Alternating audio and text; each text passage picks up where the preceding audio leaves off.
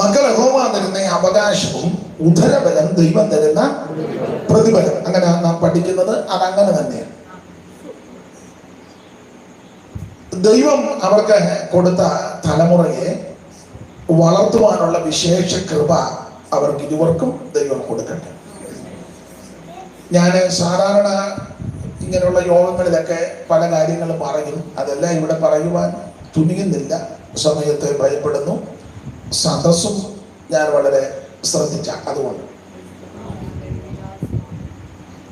എന്നിരുന്നാലും ലൈവിലുമൊക്കെ ചിലരുള്ളത് കൊണ്ട് പൊതുവിൽ ചില കാര്യങ്ങൾ ഓർപ്പിക്കട്ടെ. ആവർത്തന പുസ്തകത്തിൽ ഇങ്ങനൊരു പ്രയോഗമുണ്ട്. മക്കളെ ശിക്ഷിച്ച് വളർത്തണമെന്ന്. അങ്ങനെ എഴുതിയിരിക്കുന്നു. മക്കളെ വളർത്തിയാ പോരാ, ശിക്ഷിച്ച് വളർത്തണം. പിള്ളേര് വളരുകയല്ല, പിള്ളേരെ വളർത്തും.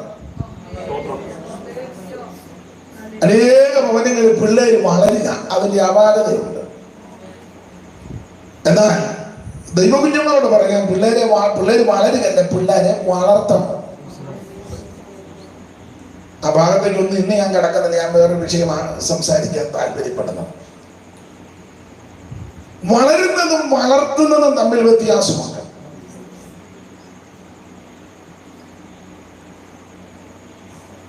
ഇപ്പോൾ ഉദാഹരണം, നമ്മുടെ നാട്ടിലൊക്കെ ഈ പുറമ്പോക്കിലും മറ്റു സ്ഥലങ്ങളിലൊക്കെ കമ്മ്യൂണിസ്റ്റ് പച്ച, ഞങ്ങളവിടെ അങ്ങനെ പറയുന്നത്. ഇവിടെ എന്തുവാ പറയുന്നത്? കമ്മ്യൂണിസ്റ്റ് പാർട്ടിയല്ല, ഇവിടെ എന്തുവാ എന്നാലും കമ്മ്യൂണിസ്റ്റ് ഉണ്ട് അതിനകത്ത്. അപ്പൊ ഇത് ആരും വളർത്തുന്നതല്ല. ഇന്ന് വരെ ഞാൻ അടുത്ത കാലത്ത് ഇതുവരെയും കേട്ടിട്ടില്ല കുറച്ച് കമ്മ്യൂണിസ്റ്റ് എഴുതി വളർത്തിക്കൊണ്ടിരിക്കുക. ഇത് വളരില്ല. എന്നാൽ സഹോദരിമാരോട് പറഞ്ഞ കുറച്ചുകൂടെ മനസ്സിലാവും, അവർക്ക് അതിനോട് കൂടുതൽ താല്പര്യം. കരിയാപ്പ് വളർത്തുക. കരിയാപ്പില്ലാത്ത വീട്ടിൽ എവിടുന്നേലും ഒരു കരിയാപ്പിൻ്റെതായി കൊണ്ടുവന്ന് പാരാണ്ട് പറഞ്ഞ് തങ്ങളുടെ ആട്ടുംകാട്ട് വിട്ടാൽ കുറച്ചുകൂടെ നല്ലതാണ്. എത്രയോ സ്ഥലത്ത് പോയ ആട്ടുംകാട്ടം കൊണ്ടുവന്നു. പടിഞ്ഞാറൻ നാട്ടിലൊക്കെ ആണെങ്കിൽ പറയാം ചെങ്കല്ല് പൊടിച്ച് അതിൻ്റെ വളർത്തുക. അപ്പം പറഞ്ഞത് മാത്രം പോരാ, കഞ്ഞിവെള്ളം. ഞങ്ങൾ കഞ്ഞി വെച്ചിട്ട് എത്രയോ നാളെ എല്ലാം വെളിയിൽ നിന്ന് മേടിക്കുന്നുണ്ട്. വീട്ടിൽ കഞ്ഞി വെക്കുന്നേ. നമുക്ക് കരിയാപ്പൊന്ന് വളർത്താൻ വേണ്ടി ഇന്ന് രാത്രി കഞ്ഞി. നിങ്ങൾക്ക് മനസ്സിലാകുന്നുണ്ടായിരിക്കും. അപ്പൊ അവർ പറഞ്ഞത് ഇതുകൊണ്ട് മാത്രമൊന്നുമില്ല, മുട്ടയുടെ തോട്. അപ്പൊ അത് വളർത്തുക. മനസ്സിലായി? വളരുന്നതും വളർത്തുന്നതും തമ്മിൽ വ്യത്യാസമുണ്ട്. അനേക വീടുകളിൽ കുഞ്ഞുങ്ങൾ അങ്ങ് വളരുക, എന്നാൽ കുഞ്ഞുങ്ങളെ വളർത്തണം. ദൈവം ഇവർക്ക് അവകാശമായി കൊടുത്ത കുഞ്ഞിനെ വളർത്തുവാൻ ദൈവം കൃപ കൊടുക്കട്ടെ. വളർത്തേണ്ട വിധം അവിടെ എഴുതിയിട്ടുണ്ട്. ശിക്ഷിച്ച് വളർത്തണം. കുഞ്ഞുങ്ങളെ ശിക്ഷിച്ച് വളർത്തണം. കുഞ്ഞുങ്ങൾ തെറ്റ് ചെയ്താൽ അതിനെ ഒത്താശ പറയരുത്. തെറ്റ് തെറ്റാണെന്ന് പറയണം. അത് അവരെ ബോധ്യപ്പെടുത്തണം. അത് പാടില്ല, അങ്ങനെ സംസാരിക്കരുത്. അടിക്കേണ്ട സന്ദർഭമാണെങ്കിൽ അടി കൊടുത്ത് വളർത്തണം. അപ്പൊ വേദപുസ്തകത്തിലെ പ്രമാണം അങ്ങനെ. പിള്ളേരെ ഇപ്പൊ അടിക്കരുതെന്നാ പുതിയ കണ്ടുപിടുത്തവും. അതിന്റെ അപാകത ഉണ്ട്. വേദപുസ്തകം അങ്ങനെ പഠിപ്പിക്കും. അടിയുടെ ഫോഴ്സ് വരെ സൗരജവാക്യത്തിൽ ഇത്ര ആയത്തിൽ അടിക്കണമെന്നാണ്. പൊട്ടിപ്പോകത്തക്ക തല്ല്. അങ്ങനെ ഏഴിക്ക് പറ്റിയൊരു കുഴപ്പം, പിള്ളേരെ ശാസിക്കുകയല്ല, ശാസിച്ച് അമർത്തിയില്ല. ശാസിച്ചാൽ പോരെ, ശാസിച്ച് അമർത്തണം. ഞാൻ ഇന്ന് ആ ഭാഗമൊന്നും പറയുന്നില്ല. വേറൊരു വിഷയമെടുത്ത് ചില കാര്യങ്ങൾ വചനത്തിൽ നമുക്ക് ശാന്തമായിട്ട് ചിന്തിക്കാം. ദൈവത്തിന്റെ മഹത്വം അതിൻ്റെ ഭാഗമെല്ലാം വിടുക. ദൈവം ഈ കുടുംബത്തെ അനുഗ്രഹിക്കട്ടെ. തലമുറയ്ക്ക് ആയുസ്സും ആരോഗ്യവും സൗന്ദര്യവും ബുദ്ധിയും വിവേകവും ദൈവകൃപയെല്ലാം ദൈവം പകരട്ടെ. അതിന്റെ നന്ദി സൂചകമായിട്ടാണ് ദൈവമക്കളെല്ലാം കൂടെ ഒന്നിച്ച് ചേർന്ന് കർത്താവിന്റെ ദാസന്മാരുടെ ശുശ്രൂഷയുടെ നേതൃത്വത്തിൽ ഒന്നിച്ച് ഈ ഭവനത്തിന് വേണ്ടി, കുഞ്ഞിന് വേണ്ടി എല്ലാം പ്രാർത്ഥിപ്പാനാണ് നമ്മൾ കൂടിയിരിക്കുന്നത്. ദൈവം അവരെ ഉത്തരോത്തരം അനുഗ്രഹിക്കട്ടെ. ഒരു വാക്യം വായിച്ച് ചില കാര്യങ്ങളെ ഓർപ്പിക്കുവാനാണ് കർത്താവ് ശരണപ്പെടുന്നത്. ആ വാക്യം ഒന്നുകൂടെ വായിച്ചാട്ട്. യെശയ്യാ പ്രവചനം 59 അധ്യായത്തിന്റെ പ്രാരംഭവാക്യം, അറിവുള്ള വാക്യമാണ്, ഒന്ന് വായിച്ചാൽ. രക്ഷിപ്പാൻ കഴിയാതെ വണ്ണം യഹോവയുടെ കയ്യ് കുറുകിയിട്ടില്ല. ദൈവത്തിന്റെ മഹത്വം. വളരെ പരിചിതമായ ഒരു വാക്യശകലമാണ് യെശയ്യാ പ്രവചനം 59 അധ്യായത്തിന്റെ പ്രാരംഭവാക്യം. ദൈവമക്കളിൽ പലരും ഈ വാക്യങ്ങൾ ഉരുവിട്ട് ചില സന്ദർഭങ്ങളിൽ പ്രാർത്ഥിക്കാറുണ്ട്. നമുക്ക് മനഃപ്പാഠമായ ചില വാക്യങ്ങളുണ്ട്. നമ്മൾ ആ ഭാഗം വായിച്ചിട്ടില്ലെങ്കിൽ വാക്യം നമുക്ക് ഇന്ന് വരെ ആ ഭാഗം വായിക്കാത്ത ആൾക്കാരുണ്ട്. എന്നാലും വാക്യം തെറ്റാണ് കേട്ടിരിക്കുന്നത് കൊണ്ട്. അപ്പൊ അങ്ങനെ ഒരു വാക്യമാണ് ഈ യെശയ്യാ 59 പ്രാരംഭവാക്യം. രക്ഷിപ്പാൻ കഴിയാതെ വണ്ണം യഹോവയുടെ കൈ കുറുകിപ്പോയിട്ടില്ല. ഇന്ന് രാത്രി അദൃശ്യനായ ദൈവത്തിന്റെ ശക്തിയുള്ള ഭുജം ചിലരെ സ്പർശിക്കുന്ന രാത്രിയാണ്. ഞാൻ യെശയ്യാ പ്രവചനത്തിന്റെ കാര്യങ്ങളൊന്നും ഇന്ന് പറയുന്നില്ല. യെശയ്യാ പ്രവാചകനെ പറ്റി ഒറ്റ വാക്കിൽ വേദപണ്ഡിതാക്കൾ പറയുന്നത് സുവിശേഷ പ്രവാചകനാണ്. കാരണം യേശുക്രിസ്തുവിന്റെ തിരുപ്പിറവിക്ക് മുൻപുള്ള വിഷയം മുതലും തിരുപ്പിറവിയും തന്റെ ജനനവും ജനന വസ്തുതയും, എവിടെ ജനിക്കുമെന്നും അത് ജനിച്ചു കഴിഞ്ഞ് എങ്ങനെ ആയിരിക്കുമെന്നും എന്തൊക്കെ കഴിക്കുമെന്നും കുടിക്കുമെന്നും എവിടെ പോകുമെന്നും കന്നിപ്രസംഗം എവിടാണെന്നും ആ പ്രസംഗത്തിന്റെ ശേഷം എന്തായിരിക്കുമെന്നും മാത്രമല്ല കർത്താവിന്റെ ശുശ്രൂഷകളുടെ ദിനങ്ങളെ എവിടെയൊക്കെ ചെല്ലുമെന്നും ഏതൊക്കെ നാട്ടിൽ ചെല്ലുമെന്നും എല്ലാം യെശയ്യാവ് ദീർഘദർശി കണ്ട് പ്രവചിച്ചു വെച്ചിരിക്കുകയാണ്. ഒടുവിൽ 53 അധ്യായമൊക്കെ നമുക്ക് അറിയാം. കഷ്ടാനുഭവങ്ങളെ പറ്റി നീണ്ട പട്ടികയാണ്. തന്റെ കഷ്ടാനുഭവങ്ങള്, വ്യതകള്, പങ്കപ്പാടുകള്, അവിടുന്ന് നമുക്ക് വേണ്ടി ചിന്തുന്ന രക്തം, നമുക്ക് വേണ്ടി തകർക്കപ്പെട്ട അവിടുത്തെ തിരുശരീരം, അവിടുത്തെ തിരുമരണം, ആ തിരുമരണത്തിന് ശേഷം അവിടുത്തെ അടക്കുന്ന വിഷയം, അത് എവിടെ അടക്കുമെന്നും അതിനുശേഷമായിട്ട് അവിടുത്തെ ഉയർപ്പ്, സ്വർഗാരോഹണം, സ്വർഗത്തിൽ ചെന്നുള്ള കാര്യങ്ങള്, തിരിച്ചുള്ള വരവ്, എന്തിനേറെ 1000 ആണ്ട് വാഴ്ച, ഇതെല്ലാം ആത്മാവിൽ ദർശിച്ച് പ്രവചിച്ച പ്രവാചകൻ യെശയ്യാവ്. അതുകൊണ്ട് വേദ പഠിതാക്കൾ പറയുന്നത് സുവിശേഷ പ്രവാചകൻ എന്നാണ്. അത്രയ്ക്ക് ശ്രേഷ്ഠമേറിയ ഒരു പുസ്തകമാണ് യെശയ്യാ പ്രവചനം. ആട്ടെ,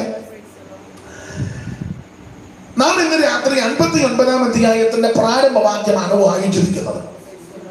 വേദപുസ്തകം പഠിപ്പിക്കുന്ന നിങ്ങൾക്ക് ഭാഗമൊക്കെ അറിയാം. 58 അധ്യായം പഠിക്കുമ്പോൾ ഉപവാസവും പ്രാർത്ഥനയും, വ്യവസ്ഥ തെറ്റിയുള്ള ഉപവാസ പ്രാർത്ഥനയും വ്യവസ്ഥ പ്രകാരമുള്ള പ്രാർത്ഥനയും, അതാണ് 58. ഉപവസിക്കുമ്പോൾ എങ്ങനെ ആയിരിക്കണം, എങ്ങനെ ആയിരിക്കരുത്, ഉപവസിക്കുന്ന വ്യക്തി എങ്ങനെ ഉപവസിക്കണം, എങ്ങനെ ഉപവസിക്കരുത്, ചുമ്മാ കഞ്ഞിയും വെള്ളം കുടിക്കാതിരിക്കരുത്. ഒന്നാമത് ഈ അൾസറുമൊക്കെ ഉണ്ടാകും. ചെടിയൊക്കെ ഉപവാസാണ്. അപ്പുറത്തുകാരോട് മിണ്ടുകയല്ല, സഹോദരങ്ങളോട് മിണ്ടുകയല്ല, ഒരു സഭയിൽ കൂടുന്നവരോട് കൈ കൊടുക്കുകയല്ല, എന്നിട്ട് എപ്പോഴും ഇരുന്ന് ഉപവാസാണ്. നിനക്ക് അൾസർ ഉണ്ടാകും. ഞാൻ പറഞ്ഞ നിങ്ങൾക്ക് മനസ്സിലാകുന്നുണ്ടോ എന്ന് പറഞ്ഞാൽ കാര്യങ്ങൾക്ക് നിരപ്പുണ്ടാക്കി വെച്ച് വേണം ദൈവസന്നിധി ഇരിക്കാൻ. ഉപവാസ പ്രാർത്ഥന അല്ലാത്തത് കൊണ്ട് ആ വിഷയവും ഞാൻ എടുക്കുന്നില്ല. പലരും നിങ്ങളുടെ ചിലരുടെ മുഖം വല്ലാതാകുന്നതുകൊണ്ട് ഞാൻ ഒട്ടും എടുക്കുന്നില്ല. കാരണം ഇതൊരു സ്തോത്ര പ്രാർത്ഥനയാണ്, നമുക്ക് സന്തോഷത്തോടെ പിരിയാം.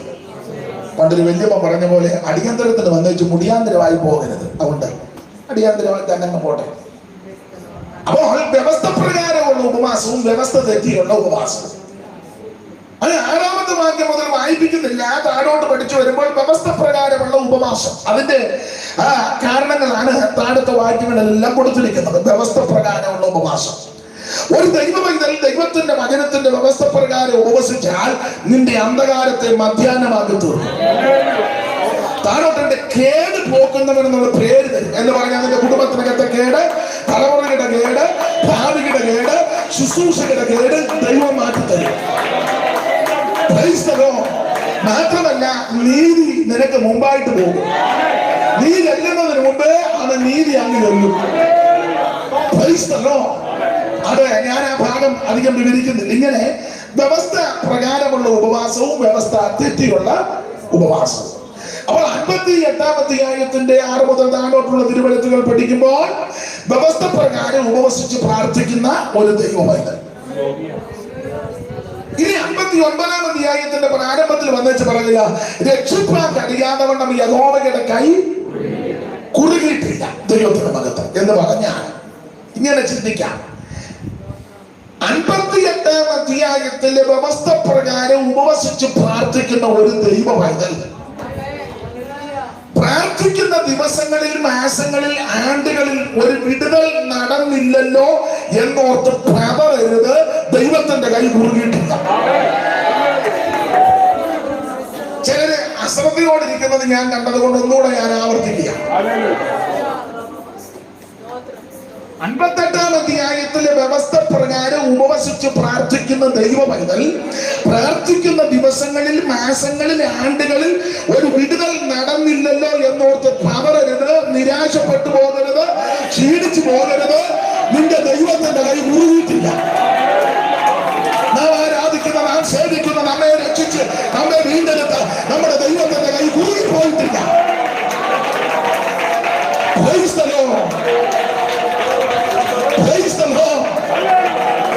യാത്രക്കാരും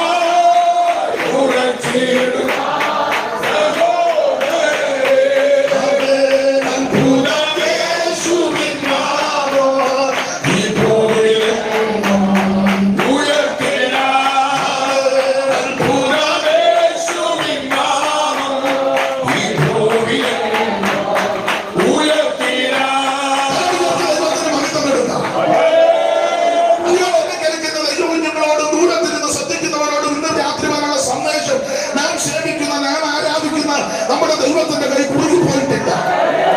അതിശയമായ ദൈവത്തിന്റെ മഹത്വമുള്ള ഭുജം ഇന്ന് രാത്രി നമ്മെ സുഖുവാൻ, നമ്മെ സന്ദർശിക്കുവാൻ ദൈവത്തിന്റെ കരത്തിന്റെ മാഹാന്യം അറിയണം. രക്ഷിക്കാൻ കഴിയാതെ യഹോവയുടെ കൈ കുറുകി പോയിട്ടില്ല. അതുകൊണ്ട് ഇന്ന് രാത്രിയിലെ നിശ്ചയിക്കപ്പെട്ട സമയപരിധിയിൽ നിന്നുകൊണ്ട് ചുരുക്കമായിട്ട് നമ്മൾ ചിന്തിക്കാൻ പോകുന്ന സബ്ജക്ട്, ദൈവത്തിന്റെ കൈ സ്പർശിച്ചാൽ എന്തൊക്കെ നടക്കും, അല്ലെങ്കിൽ ദൈവം നിന്നെ തൊട്ടാൽ എന്തൊക്കെ നടക്കും. ഇന്ന് രാത്രി എല്ലാവരും പ്രാർത്ഥിക്കുന്ന കർത്താവെ അവിടുത്തെ കരം വെച്ച് എന്നെ ഒന്ന് സ്പർശിക്കണം. വന്നതുപോലെ ഒരു സ്വത്ര പ്രാർത്ഥനയാണെങ്കിൽ വെറുതെ പോകില്ല. ആണ് എല്ലാവരും ഹൃദയത്തിൽ പ്രാർത്ഥിക്കണം.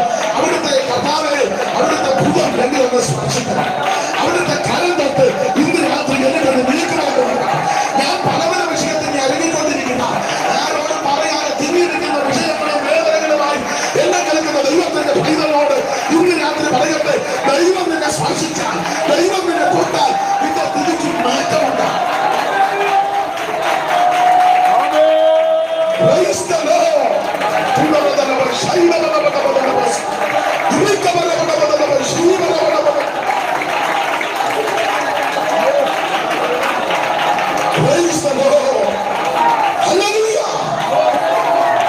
അതിശയനായ ദൈവത്തിന്റെ മഹത്വമുള്ള ഭുജം ഇന്ന് രാത്രി ജനനെ സ്പർശിക്കട്ടെ.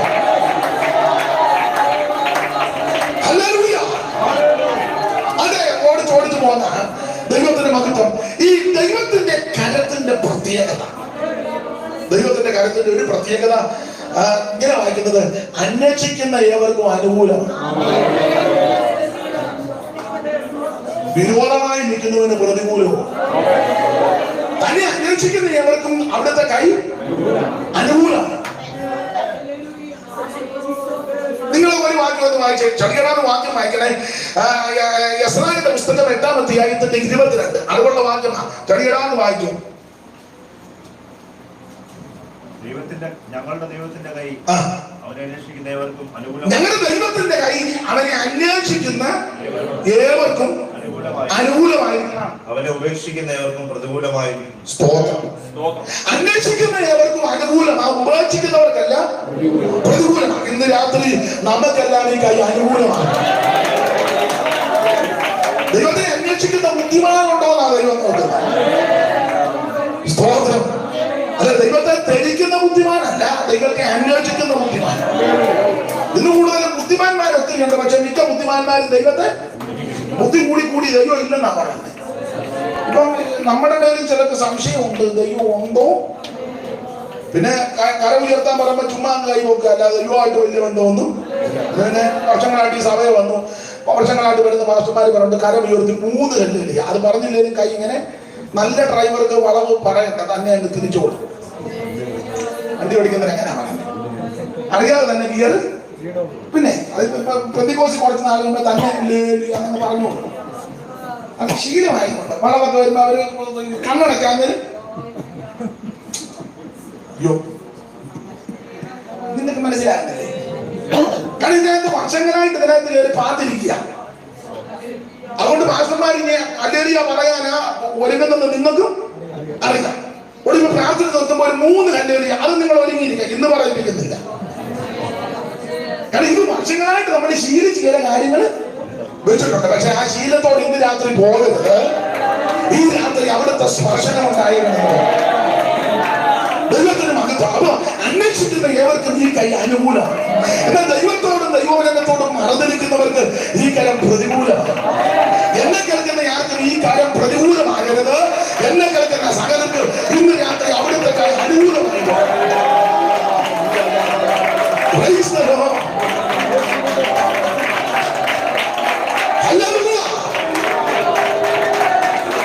ഈ ഞാൻ സമയമുള്ള ഇല്ലാത്തത് കൊണ്ട് ഓടിച്ചു പോവുകയാണ്. നമ്മുടെ പ്രത്യേക രോഗമാണല്ലോ.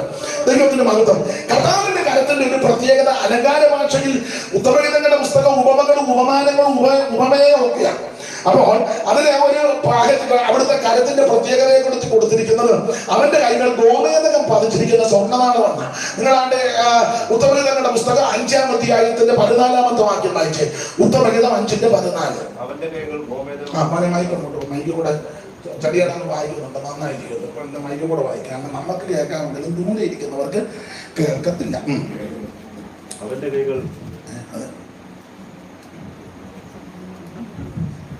അവന്റെ കൈകൾ ഗോമേതകം പതിച്ചിരിക്കുന്ന സ്വർണ്ണനാളങ്ങൾ. സഹോദരിമാരൊക്കെ ചടിയടാന്ന് വായിക്കുന്നവരുണ്ടെന്നാൽ നിങ്ങൾക്കും വായിക്കാം, ഷടയെന്ന് വായിക്കാം. എങ്കിലും മൈക്കിൽ കൂടെ വായിച്ചാൽ കുറച്ചുകൂടെ നന്നാ. നിങ്ങളെ ഒന്നും ഷാരോങ്കാരെ ഞങ്ങൾ തിരുവല്ലക്കാർ വന്ന് ഷാരോങ്കാരുടെ വായന മുടക്കുന്നതെന്ന് പറയരുത്. ആർക്കും വായിക്കാം, ഉറക്കെ വായിക്കും. പിന്നെ ചെല്ലിരിപ്പം കണ്ട് ഞങ്ങൾ അങ്ങനെ വായിച്ചിട്ട് ഇങ്ങനെ പ്രസംഗിച്ച് തെളിയണ്ടെന്ന അത് തെളിയുന്നില്ല, തെളിയാതെ തന്നെ പോകാം. അപ്പൊ ശ്രദ്ധിക്കുക, ഇവിടെ വായിക്കുന്നത് അവന്റെ കൈകൾ ഗോമേതകം പതിച്ചിരിക്കുന്ന സ്വർണ്ണനാളങ്ങൾ. 2 ലോകം പതിച്ചിരിക്കുന്നു. ഈ ഉത്തമഗീതങ്ങളുടെ പുസ്തകം 5-ാം ഉത്തമഗീതങ്ങളുടെ പുസ്തകം തന്നെ അരിമമണവാളനാകുന്ന യേശുക്രിസ്തുവിന് നെടലായിട്ടാണ് കേട്ടോ. ഒരു ഇടയ ചെറുക്കനും ഒരു പെൺകുട്ടി അവൻ ശലോമോനും ഒക്കെയാണല്ലോ ഇതിന്റെ പ്രതിപാദ്യ വിഷയം. ഇടയ ചെറുക്കൻ യേശുക്രിസ്തുവിന് നെടല, ആ പെൺകുട്ടി മറ്റാരുമല്ല, സഭയാണ്. ശലോമോൻ ലോകത്തിന്റെ കാര്യം കൂടിയാണ് കാണിക്കുന്നത്. അങ്ങനെ പഠിച്ചാൽ പെട്ടെന്ന് നമുക്ക് പ്രത്യാശ വർദ്ധിക്കുകയും ചെയ്യും. അല്ലാതെ പഠിച്ചാൽ നമ്മൾ ഈ പുസ്തകം വായിക്കത്തില്ല, ആവശ്യമില്ലാത്ത എഴുതി വെച്ചേക്കെന്ന് പറയും. അപ്പൊ ചുരുക്കി പറഞ്ഞാൽ ഞാനെങ്കിൽ പഠിച്ചാൽ ഈ യെരൂശലേം പുത്രിമാർ ചോദിച്ചു ശൂലേക്കാരിയോട്, നിന്റെ പ്രിയന് മറ്റു പ്രിയന്മാരെക്കാൾ വിശേഷത വല്ലോ? 9-ാം വാക്യം വായിച്ചാൽ. സ്ത്രീകളിൽ അതിസുന്ദരിയായുള്ളവർ, ആ സ്ത്രീകളിൽ അതിസുന്ദരിയായുള്ളവരെ നിന്റെ പ്രിയനെ മറ്റു പ്രിയന്മാരെക്കാൾ എന്തുവാ വിശേഷത? കാര്യം ചോദിച്ചു. നിന്റെ പ്രിയന് മറ്റു പ്രിയന്മാരെ. അപ്പൊ വിശേഷതയാണ് 10-ാം വാക്യം മുതൽ വായിച്ച. 10-ാം വാക്യം മുതൽ എന്റെ പ്രിയൻ വെണ്മയും ചുമപ്പുമുള്ളവൻ 10,000-ങ്ങളിൽ അതിശ്രേഷ്ഠൻ. താഴോട്ടുള്ള വാക്യങ്ങളെല്ലാം അംഗപ്രത്യംഗ വർണ്ണനയാണ്. തലമുടി മുതൽ നഖം വരെ, അങ്ങനെ ചിന്തിക്കുന്ന നല്ലത്. തലമുടി മുതൽ നഖം വരെ അംഗപ്രത്യംഗ വർണ്ണന. ആ വർണ്ണനയുടെ ഇടയ്ക്ക് പറഞ്ഞ പദമാണ് 14-ാം വാക്യം. അവന്റെ കൈകൾ ഗോമേതകം പതിപ്പിച്ചിരിക്കുന്ന 2 ലോകങ്ങൾ അവിടുത്തെ കരത്തിൽ പതിപ്പിച്ചു. 1 ഗോമേതകം, 2 സ്വർണം. ഈ 2 ലോകവും വേദപുസ്തകത്തിന്റെ വ്യാഖ്യാനത്തെ 2 വിഷയത്തെ കാണിക്കുന്നു. സ്വർണം ഇങ്ങനെ ചിന്തിക്കുക, ദൈവത്തിന്റെ രാജത്വത്തെ, അനുഗ്രഹത്തെ കാണിക്കുന്നു. സ്തോത്രം. വന്നു മകർ നിന്നടുക്കൽ പറ്റിയോടെ പൊന്നെ മൂല കുന്തിരിക്കം കാഴ്ച വച്ചു. വന്നു മകർ നിന്നടുക്കൽ പറ്റിയോടെ പൊന്നെ മൂല കുന്തിരിക്കം കാഴ്ച വച്ചു. ഉന്നതാധികാരമുള്ള മനമിച്ചു ഘോഷിക്കും നീതാ നിശങ്കമാസിയോ മണവാളനെ ശ്രീനരപതിയെ സിയോ മണവാളനെ. അവിടുത്തെ രാജ്യത്വത്തെ കാണിക്കാം. 3 കൂട്ടം സാധനം: പൊന്ന്, മൂര്, കുന്തിരിക്കം. നിങ്ങൾക്കറിയാം, ഭാഗവത്ത് ധാരാളം കേട്ടിട്ടുള്ളത് കൊണ്ട് അത് രാജ്യത്വത്തെ, അനുഗ്രഹത്തെ കാണിക്കും. അപ്പൊ ഉത്തമഗീതത്തിൽ വായിച്ചത് അവന്റെ കൈകൾ ഗോമേതകം പതിച്ചിരിക്കുന്ന സ്വർണ്ണമാണ്. അപ്പോൾ സ്വർണം അനുഗ്രഹത്തെ, രാജ്യത്വത്തെ കാണിക്കുന്നു. ഗോമേതകം തിരുവചനത്തിന്റെ വ്യാഖ്യാനത്തിൽ ന്യായവതിയെ കാണിക്കുന്നു. ന്യായവതിയെ. കാരണം അഹരോന്റെ മാരപ്പതകത്തിൽ 2 കല്ലുണ്ടല്ലോ. ആ കല്ല്, 2 കല്ല്, അത് ഗോമേതകത്തിന്റെ കല്ലാണ്. ആ കല്ല് ഗോമേതകൻ ന്യായവതിയെ കാണിക്കുന്നു. എന്ന് പറഞ്ഞാൽ ഗോമേതകം ദാൻ ഗോത്രത്തിന് നിഴല. ഞാൻ വേറെ വാക്യങ്ങളൊക്കെ ചേർത്ത് കോർത്താ പറയേണ്ടത്, സമയമില്ല. അതുകൊണ്ട് ലോപിച്ചു. പിന്നെ നിങ്ങൾ ഐവറകാലക്കാർ നല്ല തിട്ടമുള്ളവരാണ്. അതുകൊണ്ടാണല്ലോ ഇതുവരെ വേറെ പുസ്തകം തുറക്കാതിരിക്കുന്നത്. നിങ്ങൾക്ക് നല്ല തിട്ടമുള്ളത് കൊണ്ട് ഇതുവരെയും നിങ്ങൾ പുസ്തകം പറഞ്ഞു തുറന്നിട്ടില്ല. ഇനി തുറക്കുകയും വേണ്ട. നമുക്ക് ശാന്തമായിട്ട് തുറക്കൊന്നും വേണ്ട. നിങ്ങൾക്ക് തിട്ടമുണ്ട്. അപ്പൊ ചുരുക്കി പറഞ്ഞാൽ ഗോമേതകൻ ദൈവത്തിന്റെ ന്യായവതിയെ കാണിക്കും. കാരണം ഗോമേതകൻ ദാൻ ഗോത്രത്തിന്റെ നിഴലാണ്. പുസ്തകത്തിൽ അങ്ങനെ ആവർത്തനത്തിൽ വായിക്കുന്നത്. ഉൽപ്പത്തി 49-ാം അധ്യായത്തിലും ആവർത്തനം 33-ൽ ദാനെ പറ്റി പറയുമ്പോൾ ദാൻ വടിയിലൊരു പാമ്പും പാതയിലൊരു സർപ്പം. അവൻ കുതിരയുടെ മുതികാല് കടിക്കും, പുറത്തിരിക്കുന്നു മലർന്ന്. അപ്പൊ ഈ ദാൻ ഗോത്രം ന്യായവതിക്ക് നിഴല. ആ ദാൻ ഗോത്രക്കാരുടെ നിഴലായിട്ടാണ് ഗോമേതക കല്ല്. അപ്പൊ ഇത് ന്യായവതിയെ കാണിക്കുന്നു. എന്ന് പറഞ്ഞാൽ സ്വർണം രാജത്വത്തെ കാണിക്കുന്നു, ഗോമേതകൻ ന്യായവതിയെ കാണിക്കുന്നു. ഈ 2 ലോകങ്ങൾ അവിടുത്തെ കയ്യിലുണ്ടെന്ന് എന്ന് പറഞ്ഞാൽ ഇങ്ങനെ ചിന്തിക്കാം. അനുസരിക്കുന്ന ദൈവത്തിന്റെ പൈതലിന് ഈ കരം അനുഗ്രഹത്തിന്റെ കരം. അനുസരിക്കുന്ന ദൈവകുഞ്ഞുങ്ങൾക്ക് ഈ കരം അനുഗ്രഹത്തിന്റെ കരം. എന്നാൽ ദൈവത്തോടും ദൈവവചനത്തോടും ദൈവിക ആരാധനയോടും ദൈവിക ശുശ്രൂഷയോടും മറുത്തു മത്സരിക്കുന്നവർക്ക് ഈ കരം ന്യായവതിയുടെ കരമാണ്. ഇന്ന് രാത്രി എന്നെ കേൾക്കുന്ന പ്രിയരോട് പറയട്ടെ, നമുക്കോ നമ്മുടെ കുടുംബത്തിലോ ദേശത്തിലോ ഈ കരം ന്യായവതിയാകരുത്. ഈ കരം അനുഗ്രഹമാകണം. ഇന്ന് രാത്രി നിങ്ങളുടെ കുടുംബത്തിലും നിങ്ങളുടെ സന്തതിക്ക് ഈ കരം അനുഗ്രഹത്തിന്റെ കരമാണ്.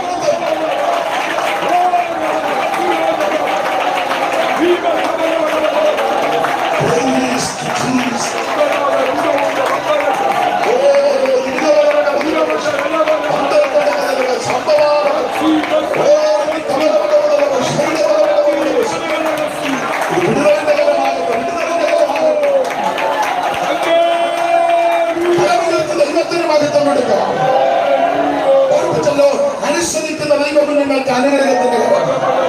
എന്നാൽ ദൈവത്തോടും ദൈവവചനത്തോടും മരതലിക്കുന്നവർക്ക് ഇത് ന്യായവതിയുടെ കരം. അതിന് തെളിവ് ദീർഘവർഷങ്ങൾ ഇസ്രായേലിലായിരുന്ന ഇസ്രായേൽ മക്കളെ ഫറവോൻ പീഡിപ്പിച്ചൊടുവിൽ വിടാതെ വന്നപ്പോൾ മോശയ്ക്ക് പ്രത്യക്ഷതയുണ്ടായി. മോശയോട് ദൈവം പറഞ്ഞു, നീ ഫറവോനിൽ നിന്ന് മോഹത്താണ്. കൂട്ടിന് അഹരോനെയും മിരിയാമിനെയും വിട്ടെന്ന മീഖാ പ്രവചനത്തിൽ ആട്ടെ.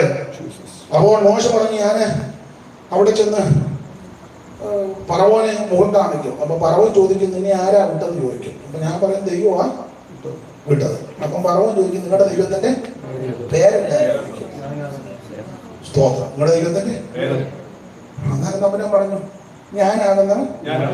പറഞ്ഞാണ് ഞാനാകുന്നവൻ. യേശു അങ്ങനെയാണല്ലോ, ഞാനാകുന്നു എന്നാ പറയുന്നത്. ഈ ജീവനുള്ള ദൈവത്തിന്റെ പുത്രനാകുന്ന ക്രിസ്തുവോ ഞാനാകുന്നു. ഇതൊന്നും ഞങ്ങൾ പറഞ്ഞു, ഞാനാകുന്നവൻ. അത് സാധാരണ ചില മനസ്സിലാകാത്തവർക്ക് മനസ്സിലാക്കുന്ന രീതി പറയാം. നിങ്ങൾക്ക് അറിയാം, ഓർപ്പിക്കുക. ഞാനാകുന്നവൻ ഞാനാകും എന്ന് പറഞ്ഞാൽ ഉദാഹരണമാണ്, മുടക്കുണ്ടാക്കാനല്ല.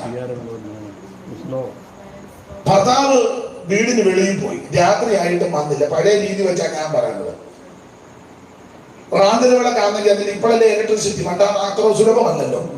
റാന്തൽ വിളക്കിന്റെ തിരിതാത്ത് ഭാര്യ ഉറക്കടച്ചിരിക്കുക.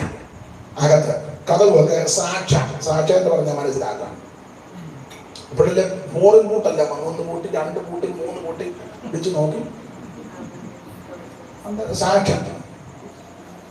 അപ്പോൾ ഭർത്താവ് വെളിയിൽ പോയി കാണുന്നില്ല, ഉറക്കടച്ചില്ല. പിള്ളേരെല്ലാം ഭക്ഷണം കഴിച്ച് വിശ്രമിക്കും. ഉദാഹരണമാണ്. അത്രയും ഭർത്താവ് വെളിയിൽ വന്ന് ഒന്നേ കഥകെ മുട്ടി, അല്ലെ വിളിച്ചു, പേരെന്ന് വിളിച്ചു, സാറാമെന്ന് വിളിച്ചു. ഉടനെ അകത്തിരുന്ന് ആരാ? ഈ പേടിച്ചാലും ശബ്ദം കൂടും, ധൈര്യം ഉണ്ടെങ്കിലും അങ്ങനെ ഉണ്ട്. ധൈര്യം ഉണ്ട്, ആരാ? പേടിച്ചാലും ചിലപ്പം കൂടാൻ സാധ്യതയുണ്ട്.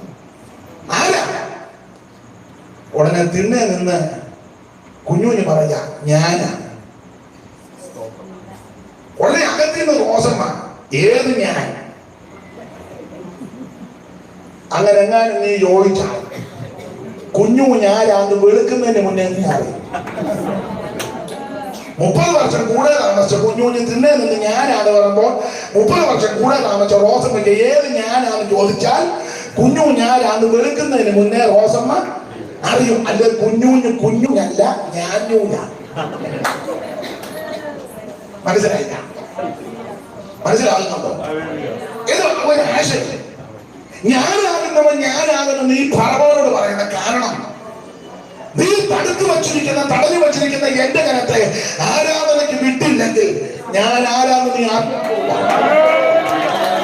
നീ ദീർഘവർഷങ്ങളായി പീഡിപ്പിക്കുന്ന, ജീവനെ കൈപ്പാക്കി ദീർഘവർഷങ്ങളായി പീഡിപ്പിക്കുന്ന, നീ തടുത്തു വച്ചിരിക്കുന്ന, തടഞ്ഞു വച്ചിരിക്കുന്ന എന്റെ ജനത്തെ നീ ആരാധനയ്ക്ക് വിട്ടായിരുന്നെങ്കിൽ ഞാൻ ആരാധന നീ അറിയാൻ പോകും.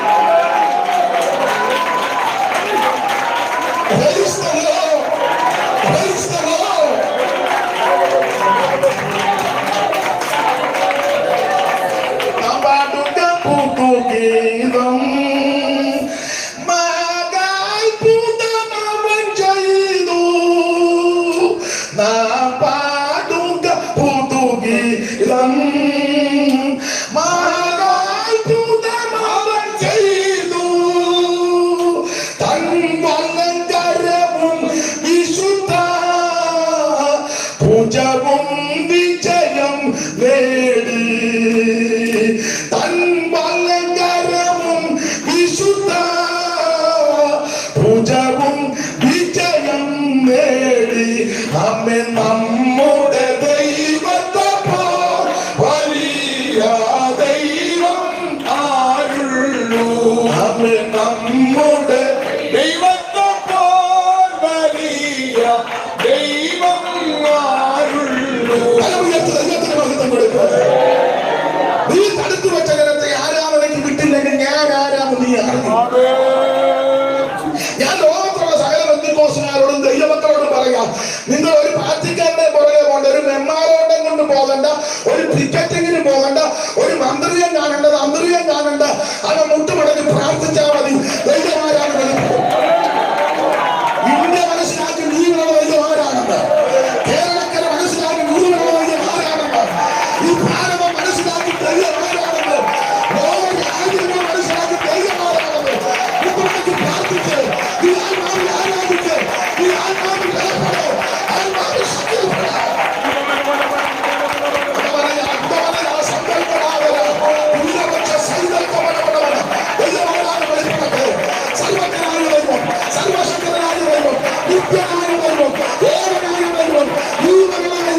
അത്ഭുതങ്ങളെ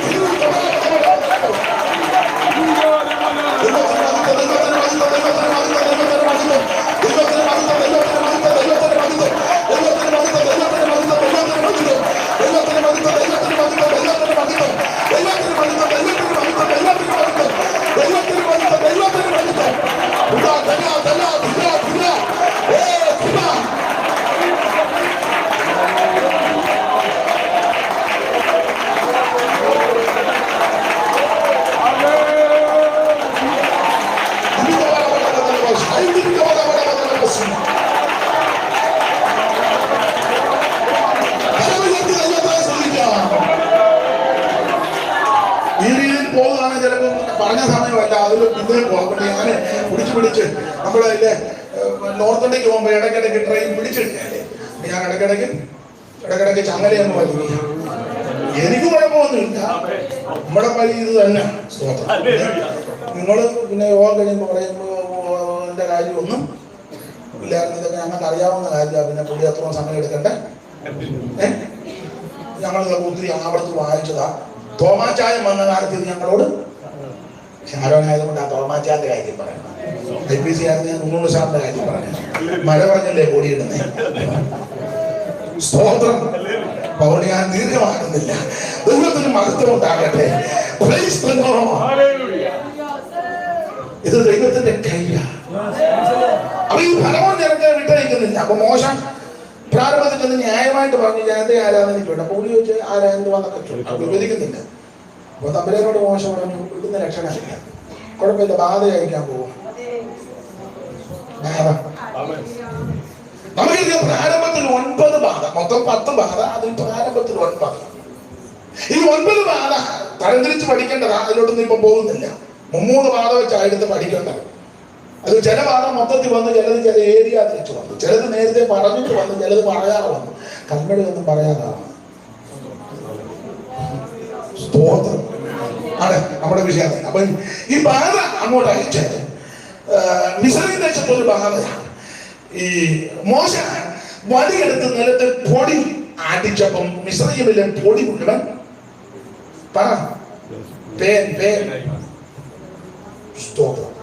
പൊടി മുഴുവൻ പേനായി. മനുഷ്യന്റെ മൃഗങ്ങളുടെയും മേലെല്ലാം പേനെ കൊണ്ട് ഇവർ പൊറുതി മുട്ടി.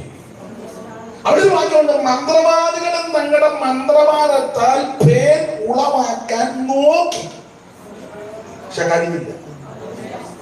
അടുത്ത വാക്യത്തിൽ മനുഷ്യരുടെയും മൃഗങ്ങളുടെയും മേൽ പേൻ ഉളവായതുകൊണ്ട്. അപ്പൊ പേൻ കണ്ടാലും ഉണ്ടെങ്കിൽ ഓർത്തോണം.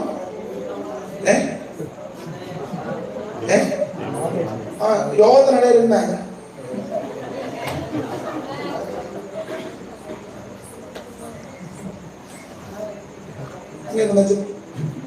പോത്രം പോലും പറയാ. അപ്പൊ ഈ മനുഷ്യരുടെയും മൃഗങ്ങളുടെയും മേൽ പേരുളവായതുകൊണ്ട് മന്ത്രവാദികൾ പറയുന്ന ഒരു പദമുണ്ട്. രാജാവ്, ഇത് എണ്ണക്കേടല്ല, വെള്ളക്കേടല്ല, ക്ലൈമറ്റ് മാറിയതല്ല, സോപ്പ് മാറിയതല്ല, ഇത് ദൈവത്തിന്റെ കരമാണ്. വായിച്ച പുറപ്പാട് പുസ്തകം 8-ാം അധ്യായത്തിന്റെ 18-ാം വാക്യം വായിച്ച ന്യായവതികളുടെ കരമാണ്. പുറപ്പാട് 8:18 വായിക്കേ. മന്ത്രവാദികളും തങ്ങളുടെ മന്ത്രവാദത്താൽ പേരുളവാക്കാൻ നോക്കി,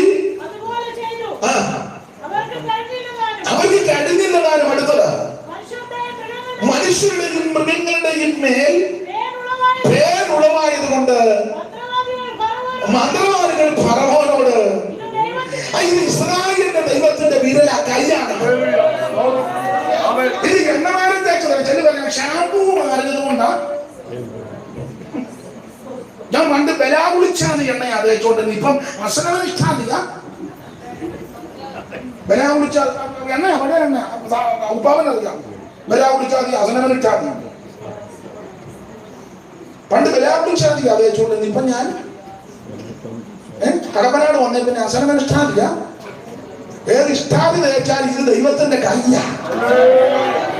ഇത് എണ്ണക്കേടല്ല, വെള്ളക്കേടല്ല, ക്ലൈമറ്റ് ചേഞ്ച് ആയതിൻ്റെതല്ല. ഈ ജനത്തെ ആരാധനയ്ക്ക് വിടാത്തത് കൊണ്ട് ഫറവോന് ദൈവത്തിന്റെ കരത്തിന് ന്യായവിധി വെളിപ്പെടും. എനിക്ക് ആ ഭാഗമൊക്കെ നിന്ന് പ്രസംഗിച്ചാൽ കൊള്ളണമെന്നുണ്ട്, അത് ഇന്ന് തുനിയുന്നില്ല. ദൈവത്തിന് മകൾ ഓരോ കൂടെ തരാൻ കരത്തിന്റെ ന്യായവിധി. കാരണം ഇത് ഗോമേതകവും സ്വർണ്ണം കൂടില്ല. സ്വർണ്ണം ത്യാഗത്തെ കാണിക്കുന്നു, ഗോമേതകം ന്യായവിധിക്കാം. എതിർക്കുന്നവർക്ക് ന്യായവിധിക്കാം. ഫറവോൻ എതിർക്കുക ന്യായവിധി. ഒരിക്കലും ഇസ്രായേൽ മക്കള് പെട്ടകം കൊണ്ടുവന്ന് പെട്ടകമായിട്ട് യുദ്ധത്തിന് പോയി. ഏലിയുടെ 2 പിള്ളേര് ഫ്രണ്ടിലുണ്ടായിരുന്നു. കാരണം കണ്ടമാനം വീഡിയോയും ഫോട്ടോ എടുക്കുന്നുണ്ട്. ഈ പിള്ളേർ എന്ത് ചെയ്താൽ പുറകോട്ട് മാറി. കുമാരാണെങ്കിൽ ദൈവത്തെ വിളിക്കാത്ത 2 എണ്ണമാണ്. കുമാരുടെ ചെയ്തികളൊന്നും നമുക്ക് പൊതുവിൽ പറയാനേ ഒന്നും പൊക്കത്തില്ല. വായിക്കുകയും വേണ്ട. തന്നെ അങ്ങനെ ഇരിക്കുമ്പം ടവസന്റെ മണ്ടയിൽ വരുന്നത് വായിച്ചോ. പൊതുവിൽ പോലും വായിക്കാൻ പറ്റാത്ത കാറ്റാങ്ങനായിരുന്നു 2 കൂടെ പെട്ടകം വന്നപ്പോൾ ഇവന്മാർ രണ്ടും ഫ്രണ്ടിലുണ്ട്. നിങ്ങൾ ചിലരെ ശ്രദ്ധിച്ച് കാത്തിരിപ്പ് യോഗത്തിൽ ഉപവാസ പ്രാർത്ഥനയ്ക്ക് ഒന്നും ചിലരെ കാണുകയല്ല. കൺവെൻഷൻ വരുമ്പോൾ മുടുത്ത പാട്ട് വിട്ടുകൊണ്ട് ഫ്രണ്ടിൽ കയറി നിൽക്കും, കൂടെ സ്റ്റേജിൽ കയറി. നിങ്ങൾ ശ്രദ്ധിച്ചില്ലേ? എന്റെ കൂടെ ഒന്ന് പാസ്റ്റോട് ഒന്നുമില്ലെന്നായി വന്ന് പറയുന്നത്. കാരണം എല്ലാം ക്രമീകരിച്ച ചില യോഗം നടക്കുന്നേ, അതിനാണ് ഒന്നുമില്ല. ഇപ്പൊ നമ്മൾ ഓർക്കാണ്ട് വലിയ കാര്യം പുള്ളി എന്ന് ഉമ്മാറാ. അപ്പൊ നാട്ടുകാരും മറ്റുള്ള കാണാം, ഈ പുള്ളിയാണ് സഭയിലെ. ഇവനുള്ളത് കൊണ്ടായി സഭയെ ഒരെണ്ണം കയറാത്തത്. ഇവരെന്ന് ഈ സഭയെ കയറിയോ അന്ന് ഈ സഭയുടെ മണ്ട അടക്കണം. കാരണം ഇവൻ ബ്ലേഡുകാരനും പലിശക്കാരനും സഹോദരങ്ങളോട് മിണ്ടാത്തവനും കുഞ്ഞായി ഒപ്പിക്കുന്നവനും കുഴി കൊപ്പിക്കുന്നവനും സകല മെനയോട് ഇവന്റെ കയ്യിൽ. ഇവരെന്ന് ഇതിനകത്ത് കയറി. ഞാൻ ഇവരുടെ കാലാശാലയുടെ കാര്യമല്ല, നിങ്ങളെല്ലാം കൂടെ എന്നെ ഞാൻ നോക്കുന്നേ. ഞാൻ സഭ സാർവത്രികമല്ലേ? അങ്ങനെ ചിന്തിച്ചാൽ നമുക്ക് സന്തോഷത്തോടെ എല്ലാവർക്കും വൈകിട്ട് പിരിയാം.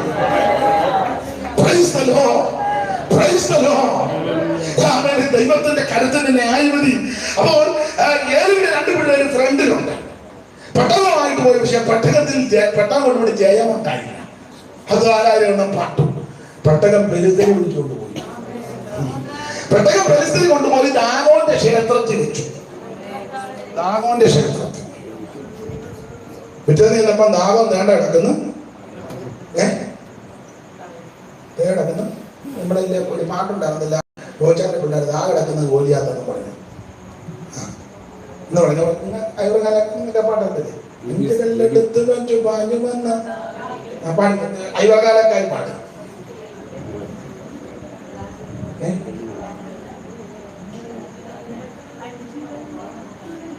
അമ്മയ്ക്കാണ് കൊടുക്കുന്നത്. പാടാതെ പ്രസംഗിക്കത്തില്ല. അത് പാടിക്കോ. ചീത്തയൊന്നും പാടാനല്ലേ പറഞ്ഞു. ആണോ? ആ പാടിക്കോ, കേക്കട്ടെ. അഞ്ച് കല്ലെടുത്തു വച്ചു പാഞ്ഞെടുത്ത ദാവീദ് ഒറ്റയേറും അങ്ങടക്ക് ഗോലിയാത്ത്. അപ്പൊ ഈ ദാഗോന്റെ ക്ഷേത്രത്തിൽ കൊണ്ട് ഈ പെട്ടകം വെച്ചു. കിടക്കുന്നത് ആഗോൻ. സ്തോത്രം. നേരം എടുത്ത് വന്ന് ദൈവത്തോട് പറഞ്ഞു, എന്തിനാ ഉരുണ്ട് വീണ് കിടക്കുന്ന, നേരെ ഇരിക്കാൻ. ദാഗോനെ പിടിച്ചു എല്ലാം പേർക്ക് കെട്ട് നേരെ വെച്ചു. എന്ന് പറഞ്ഞ് മര്യാദയ്ക്ക് ഇരുന്നോണം. ഉരുണ്ട് വീഴുവോ തട്ടി വീഴുവോ എന്ന്. പിറ്റേന്ന് ചെന്നപ്പോ കൈ ഉള്ളതെല്ലാം ഉമ്മരപ്പഴിയില്ല. എന്നാലെങ്കിലും മനസ്സിലാക്കേണ്ട ഇത് അല്ല ദൈവമെന്ന്. പിന്നെ വന്നവർക്കെല്ലാം മൂലരോഗം. അപ്പൊ അവര് പറയുന്ന ഒരു പദമുണ്ട്, ഇതേ ദൈവത്തിന്റെ കരമാണ്. വായിച്ചേ, ശമൂവേലിന്റെ 1-ാമത്തെ പുസ്തകം 5-ാം അധ്യായത്തിന്റെ 6-7 വാക്യം പെട്ടെന്ന് വായിക്കണം. എന്നാൽ യഹോവയുടെ കൈ അസ്തോദികളുടെ മേൽ ഭാരമായിരുന്നു.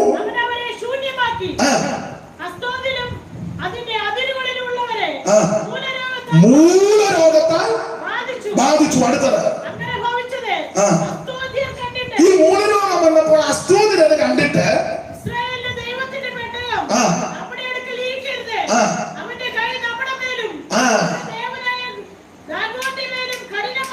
ഇസ്രായേലിന്റെ ദൈവത്തിന്റെ കൈ നമ്മുടെ മേലും നമ്മുടെ ദൈവത്തിന്റെ കൈ മേലും ഭാരമാണ്.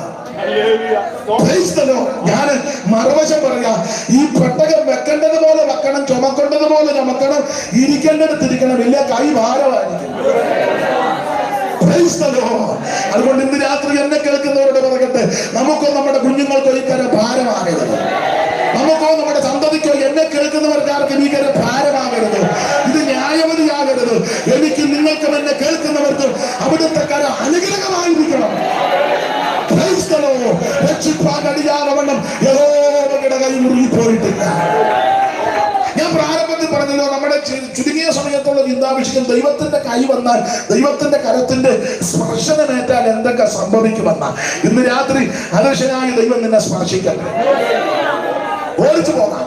ദൈവത്തിന്റെ കൈ വന്നാൽ എന്തൊക്കെ സംഭവിക്കും? വായിച്ച് ഉൽപ്പത്തി പുസ്തകം 32-ാം അധ്യായത്തിന്റെ 22 മുതൽ താഴോട്ടുള്ള തിരുവെടുത്തുകൾ വേഗത്തിൽ വായിക്കണം. രാത്രിയിൽ അവൻ എഴുന്നേറ്റ് തന്റെ 2 ഭാര്യ റാഹേലും ലേയായും പിന്നെ 2 ദാസ് ബിൽഗ ശിൽപ 11 പുത്രന്മാർ. കാരണം രൂബേൻ മുതലേ യോസേഫ് വരെ 11. അന്ന് ബെന്യാമീൻ ജനിച്ചിട്ടില്ല. ബെന്യാമീൻ ജനിക്കുന്നത് 30, 35, 18 എഫ്രാത്തിൽ എത്താൻ അല്പ ദൂരമുള്ളപ്പോ. അതാ 11 പിള്ളേര്. പിന്നെ ഒരു പെങ്കൊച്ചുണ്ടായിരുന്നു, ദീന ലേയ ജേക്കബ്. 18 വയസ്സ്, 5 അടി 2 ഇഞ്ച്. ഞാനെന്നെ കണക്കില്ല, അവിടെ കാര്യം ഞാനിപ്പോ പൊതുവി പറയുന്നില്ല. സ്തോത്രം. അവള് പണ്ട് ഒരു 1 ഡേ പ്രോഗ്രാമിന് കോളേജ് ഡേ ഫ്രണ്ട്സ് എല്ലാം കൂടെ ഒന്ന് പോയതാ, അറിയാമല്ലോ, പോട്ടെ. അപ്പൊ യാക്കോബിന്റെ തലമുറകൾ 11 ആൺകുട്ടികൾ. രാത്രിയിൽ യാക്കോബ് എഴുന്നേറ്റെന്ന 22 മജൂദോട് വായിച്ച സിസ്റ്ററെ, രാത്രിയിൽ അവൻ എഴുന്നേറ്റു. ഇങ്ങോട്ട് വായിക്കേ, യാക്കോബിനെ പറ്റി എവിടെ പറഞ്ഞത്? രാത്രിയിൽ ജേക്കബ്. ഈ ജേക്കബിന്റെ വേറൊരു രീതി, അങ്ങനെ രാത്രിയിൽ എഴുന്നേക്കുന്ന ജേക്കബല്ല, സന്ധ്യക്കേ കിടന്നുറങ്ങുന്ന ജേക്കബ. ഇപ്പൊ പറഞ്ഞില്ല, ചില വീട്ടിൽ കുടുംബ പ്രാർത്ഥന പോലും ഇല്ല, സന്ധ്യക്കേ കിടന്ന്. എന്തിനാ സന്ധ്യക്ക്? യോഗത്തിനിടയിൽ ഉറങ്ങുകയല്ലേ. ഈ ഷുഗറുള്ളവരും വൈകിട്ട് ഉറക്കങ്ങളൊക്കെയുണ്ട്, അവർ ചിലപ്പോ ഒന്ന് മയങ്ങിയെന്ന് വരാം. ഒരു കുഴപ്പമില്ലാത്ത നീ യോഗത്തിന്റെ കൂർക്കം വലിച്ചാൽ. രാത്രിയിൽ യാക്കോബ് എഴുന്നേറ്റു. കാരണം യാക്കോബ് അങ്ങനെ എഴുന്നേക്കത്തില്ല സന്ധ്യക്ക്. അപ്പന്റെ വീട് വിട്ട് ഓടി, ചേട്ടനെ പേടിച്ചോടി, ഏശാവിനെ പിടിച്ച് ഓടി ഓടി, നല്ല ഉഷപോലും പോകത്തില്ല, നല്ല സ്പീഡിലാണ് ഓടിയത്. ഓടി ഓടി ഒരു സ്ഥലത്ത് വന്നപ്പോ സൂര്യൻ വൈകി അസ്തമിച്ചു. ആരുമില്ല, ഉടുക്കന്റെ ശബ്ദമല്ലാതെ വേറൊരു ശബ്ദവും, ഉടുത്ത തുണിയല്ലാതെ വേറെ ഒന്നുമില്ല, ആരുമില്ല. സന്ധ്യ, സൂര്യൻ അങ്ങോട്ട് അസ്തമിച്ചു. ക്ഷീണമുണ്ട്, ഓട്ടമല്ലേ. തലയണയായിട്ട് ഒരു കല്ലും കിട്ടി കിടന്നുറങ്ങി സന്ധ്യക്ക്. അന്ന് രാത്രി സ്വപ്നമൊക്കെ കണ്ടു, ഒരു ഗോവയിൽ സ്വർഗത്തിലെ ദൂതന്മാരിങ്ങനെ. സ്തോത്രം. തലയിണയായി കൽമാത്രം എന്നെണ്ണുമ്പോൾ കോവേണിയിൽ ദൂതന്മാർ ഇറങ്ങി വരൂ. തലയിണയായി കൽമാത്രം എന്നെണ്ണുമ്പോൾ കോവേണിയിൽ ദൂതന്മാർ ഇറങ്ങി വരൂ.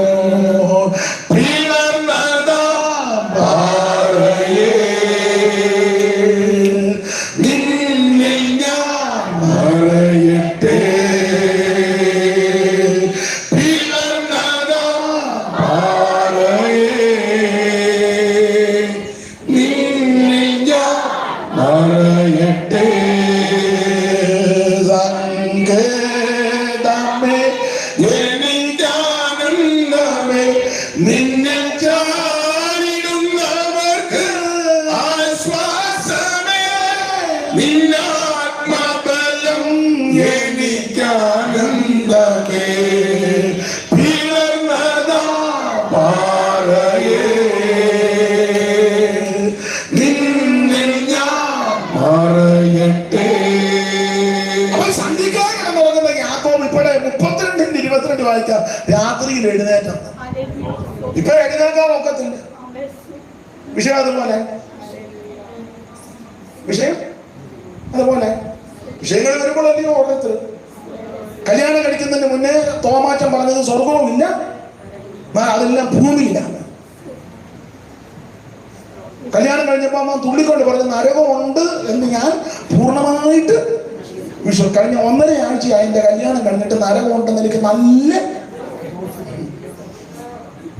ചാകാത്ത പുഴുണ്ടെന്ന് ഇപ്പൊ അവന് ചാകാത്ത പുഴു. സ്തോത്രം. ഇപ്പൊ പ്രശ്നം അതുപോലെ വഷളായി. ഞാൻ ആ ചരിത്ര പശ്ചാത്തലത്തിലേക്ക് ഒന്നും പോകുന്നില്ല, നിങ്ങൾക്ക് വായനമൊക്കെ നല്ല കിട്ടുവാണല്ലോ. അപ്പന്റെ വീട് വിട്ട് ഓടി, യേശാവിനെ പേടിച്ച് ഓടി ഓടി ഓടി ഓടി ഓടി എന്തിനേറെ പത്തനാരാമിൽ ചെന്നു. നല്ല ഓട്ടമാണ്, ഒരു നേർച്ചയൊക്കെ നിർന്നത് പോട്ടെ. അവിടെ ചെന്നപ്പം കിണറ്റിൻ്റെ വെള്ളം പോരാൻ ആടിനെ വെള്ളം കൊടുക്കണം. അപ്പോൾ അവിടെ ഈ പുള്ളി ജേക്കബിന്റെ ഒരു സ്വഭാവം, ഏത് കേസ് എടുക്കുന്ന ആളാണ്, ഏത് കേസും പുള്ളി അവിടെയാണ്. അവിടുത്തെ സഭയുടെ പ്രത്യേകത പെണ്ണുങ്ങളാണ് സഭ ഭരിക്കുന്നത്. കാരണം അവിടെ റാഹേലും ലേയായും ആടുകളെ അവിടെ പെണ്ണുങ്ങൾ, ചില സഭ പെണ്ണുങ്ങളാണ് ഭരിക്കുന്നത്. അങ്ങനെയുള്ള സഭകളുണ്ട്. മിണ്ടുന്നില്ല. നിങ്ങളെങ്കിലും എനിക്ക് അനുകൂലമായിട്ട് നിൽക്കും. ഏതായാലും നിങ്ങളെ എല്ലാവരും കൂടി ഒരു സൈഡിൽ ആക്കിയത് തന്നെ നന്നായി. അഥവാ ഒരു പ്രതിസന്ധി വന്നാൽ നിങ്ങൾ തന്നെ പ്രൊട്ടക്ട് ചെയ്യുമല്ലോ. സ്തോത്രം. അപ്പൊ ശ്രദ്ധിച്ചേ, അവിടെ റാഹേലും ലേയായും ആടുകളെയൊക്കെ തീറ്റി. അപ്പൊ പുള്ളി അവിടെ വെള്ളത്തിന് കയറി റോഡിൽ കയറി കയറ്റും. നല്ല പ്രശ്നങ്ങളെല്ലാം പരിഹരിച്ചു. അപ്പൊ റാഹേലും ലേയും കണ്ടിട്ട് പെന്തിക്കോസുകാരനാണെന്ന് തോന്നി. ഇപ്പം പരിവട്ടം കണ്ട ഇവര് വീട്ടിൽ ചെന്ന് അപ്പനോട് പറഞ്ഞു, കിണറിന്റെ അവിടെ ഒരു പാസ്റ്ററാണെന്ന് തോന്നുന്നു. ഇപ്പം പരിവട്ടമൊക്കെ കണ്ടിട്ട് അപ്പം പറഞ്ഞു വിളിച്ചോണ്ട് വരാൻ എല്ലാവരും പറഞ്ഞു. വിളിച്ചോണ്ട് വന്നിട്ട് സഭ ഏതാണെന്നറിയാം. നിങ്ങൾ സമയം കൊടുക്കാതിരുന്നാൽ പിന്നെ IPC ആണോ, ചർച്ചക്കോടാണോ, ചാരാനാണോ, ഇൻഡിപെൻഡന്റ് ആണോ, ഏതാണെന്ന് അറിയാതെ ഇവിടെ വിളിച്ചോണ്ട് വന്നിട്ട് എഴുതാനും പിന്നെ അപ്പച്ചൻ പറഞ്ഞു ഞാൻ പോയി നോക്കട്ടെ. അപ്പച്ചൻ പറഞ്ഞു നോക്കിയപ്പോ ജേക്കപ്പാണ് മോൻ്റെ വീട് വേണം. മോന് എന്തോ ചെയ്യും? ഞാൻ വേലയുടെ മുഖത്ത് വേലയുടെ പ്രതികോസുകാരൻ്റെ ഭാഷയാ. വേലയുടെ മോന് ഇവിടെയൊക്കെ ഉണ്ടായിരുന്നു വേല. ഞങ്ങളുടെ വീട്ടിലെ സഭയായിരുന്നു. ഞങ്ങൾ തന്നെ തുടങ്ങിയൊരു സഭ. വീട്ടിൽ ഞാനും അപ്പച്ചനും അമ്മച്ചിയും എൻ്റെ മൂത്ത ജ്യേഷ്ഠൻ്റെ വൈഫും. പിന്നെ ഇപ്പം മോൻ ഇവിടെ വരാൻ കാര്യം ഞാൻ അവിടുത്തെ വേലയൊക്കെ പുതിയ വേല വല്ലതും ഉണ്ടോന്ന്. കാരണം പഴയ വേല ഒന്നും ഇപ്പൊ ഏൽക്കുന്നില്ല. പുള്ളി പൈനിയർ വർക്കിന് ഇറങ്ങിയതാണ്. പുതിയ സാറ് പണ്ടൊരു പാട്ട് പാടി, വേല വേല എന്ന് ചൊല്ലി വേലിയില്ല തലം പോലെ, വേല വേല എന്നു ചൊല്ലി വേലിയില്ല തലം പോലെ, നാലുപാടും തുറന്നുള്ള ജാലസുവിശേഷകരെ, നാലുപാടും തുറന്നുള്ള ജാലസുവിശേഷകരെ, കൊണ്ടുവാ കൊണ്ടുവാ നീ ഈ പാപികളെ, കൊണ്ടുവാ കൊണ്ടുവാ നീ. ആമേൻ. കൊണ്ടുവാ കൊണ്ടുവാ നീ ഈ പാപികളെ, കൊണ്ടുവാ കൊണ്ടുവാ നീ. അസലായി കഴിക്കണം, ഡ്രസ്സു നന്നായിരിക്കണം. അസലായി കഴിക്കണം, ഡ്രസ്സു നന്നായിരിക്കണം. വസ്തു തന്നെ ദൈവമെന്ന തീർത്തു വയ്ക്കും ശതന്മാരെ, വസ്തു തന്നെ ദൈവമെന്നോ തീർത്തു വയ്ക്കും ശതന്മാരെ, കൊണ്ടുവാ കൊണ്ടുവാ ഈ പാപികളെ, കൊണ്ടുവാ കൊണ്ടുവാ നീ. ജോലി മൂലം വേദവാക്യ ശോധനത്തിനിടയില്ലെന്ന്, ജോലി മൂലം വേദവാക്യ ശോധനത്തിനിടയില്ലെന്ന്, ഏതുമൊരു നാണം കൂടാതോതിടുന്ന ജഡന്മാരെ, ഏതുമൊരു നാണം കൂടാതോതിടുന്ന ജഡന്മാരെ, കൊണ്ടുവാ കൊണ്ടുവാ നീ ഈ പാപികളെ, കൊണ്ടുവാ കൊണ്ടുവാ നീ. അതെ, നല്ല വരികളുണ്ട്. സാറ് നല്ല ഒളിച്ചഴിച്ചേക്കുന്നത്. സ്ത്രീകൾ സ്ത്രീജനത്തിൻ മിത്രമായി സൂപദേശം കൊടുക്കുന്ന അമ്മാമ്മമാരുടെ തന്നെ ദൂത് പറയുന്ന പ്രവാചകന്മാരുണ്ട്. അച്ഛാ അവിടെ ഷർട്ട് ഇട്ടുണ്ട് മിണ്ടുന്നില്ല. കാരണം അമ്മാമ്മ പറഞ്ഞു ആത്മാവില്ല, ആത്മാവില്ല, പുള്ളി ജീവനോട് പിടിക്കും. എന്തോ അക്രമമാ പറഞ്ഞു പരത്തുന്നത്. അച്ഛാ ആത്മാവില്ല. വീട്ടിൽ നിന്ന് ഇവിടെ വരെ വന്നത്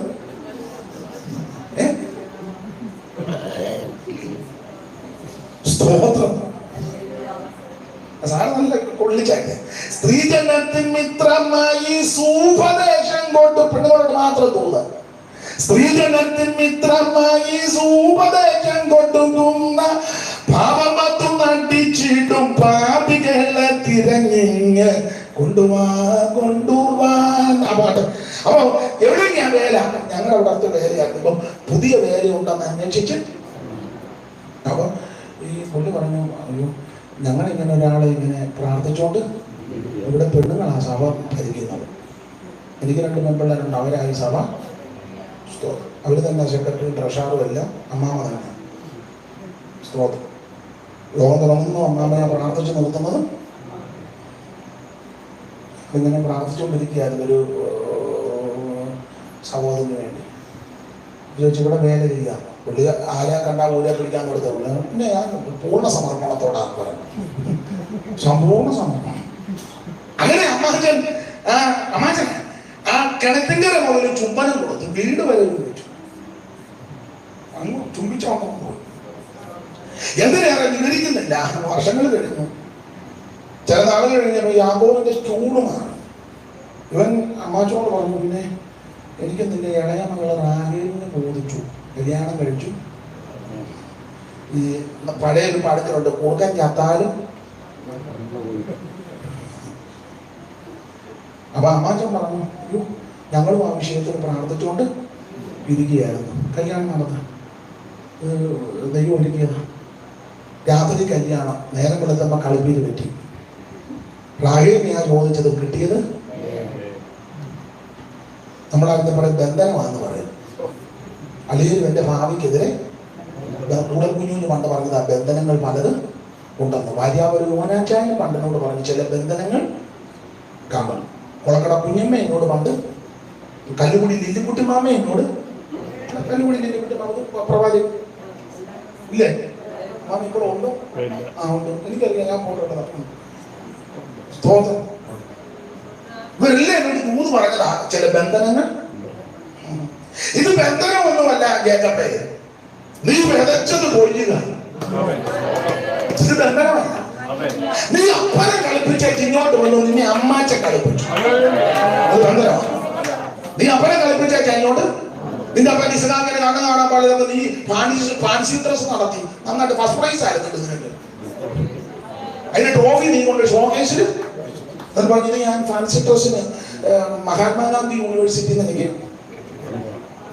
സ്തോത്രം ഞാൻ കാലത്ത് മുടിച്ചോണ്ട് സ്തോത്രം. നീ അപ്പനെ കളിപ്പിച്ചു, നിന്നെ അമ്മാച്ച കളിപ്പിച്ചു. അത് ബന്ധനമാണ്. നീ അപ്പനെ പട്ടാപ്പകൽ കളിപ്പിച്ചു, നിന്നെ അമ്മാച്ചനെ അർദ്ധരാത്രി കളിപ്പിച്ചു. നീ അപ്പനെ പകലാ കളിപ്പിച്ചത്, നിന്നെ അമ്മാച്ചൻ അർദ്ധരാത്രി കളിപ്പിച്ചു. നീ അപ്പനെ കാഴ്ച ഇല്ലാത്തപ്പോഴാണ് നീ കളിപ്പിച്ചത്, നിനക്ക് 2 കണ്ണും കാഴ്ചയുള്ളപ്പോൾ.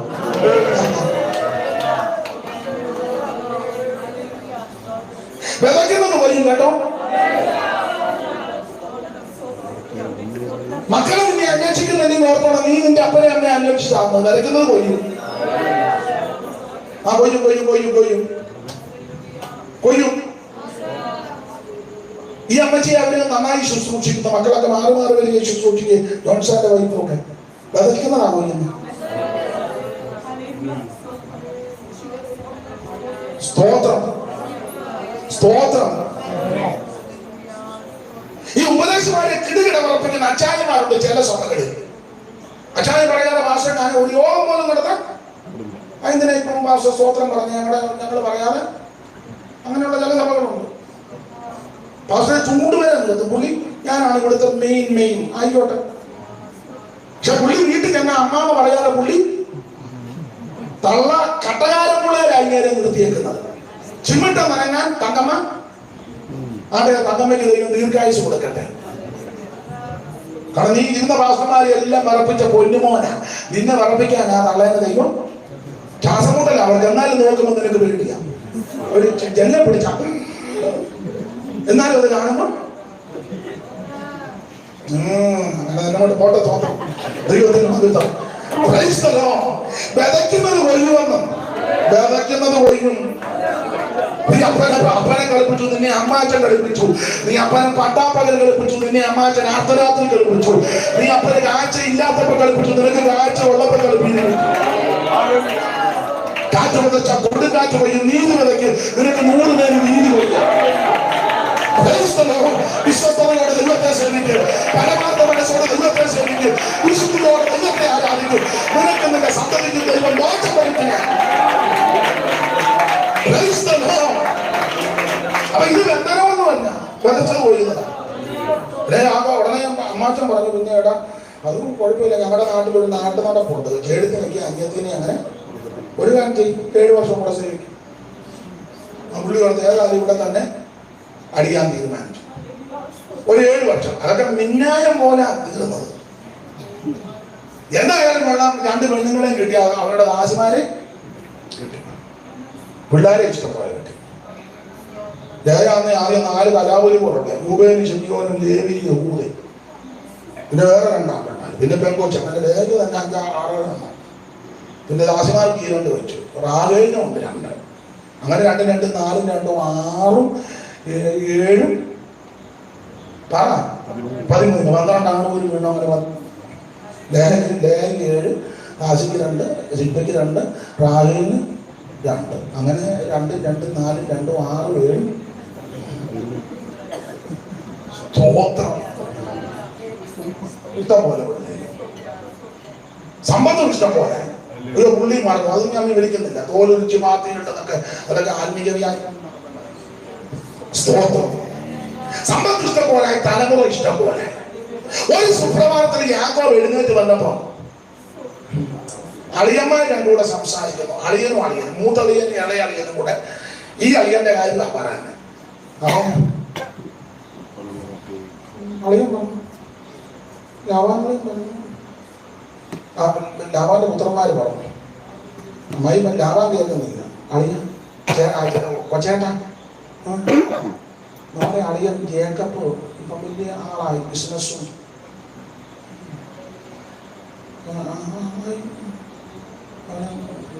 ലോകബാങ്കിൽ അക്കൗണ്ട് ഉണ്ടെന്നാ, സ്വിസ് ബാങ്കിലൊക്കെ എന്ന് കേൾക്കുന്നു. അവിടെ മറ്റേ അളിയൻ പറഞ്ഞു, പരക്കെ ഒരു സംസാരം നമ്മുടെ നാട്ടിൽ ഉണ്ട്. ഇതൊക്കെ എങ്ങനെയാ ഉണ്ടാക്കിയെന്ന് കൊച്ചേട്ടൻ അറിയാമോ? കൊച്ചേട്ടൻ പറഞ്ഞു, എനിക്കറിയാം. അയ്യോ, നമ്മുടെ അച്ചായനെ കളിപ്പിച്ചു,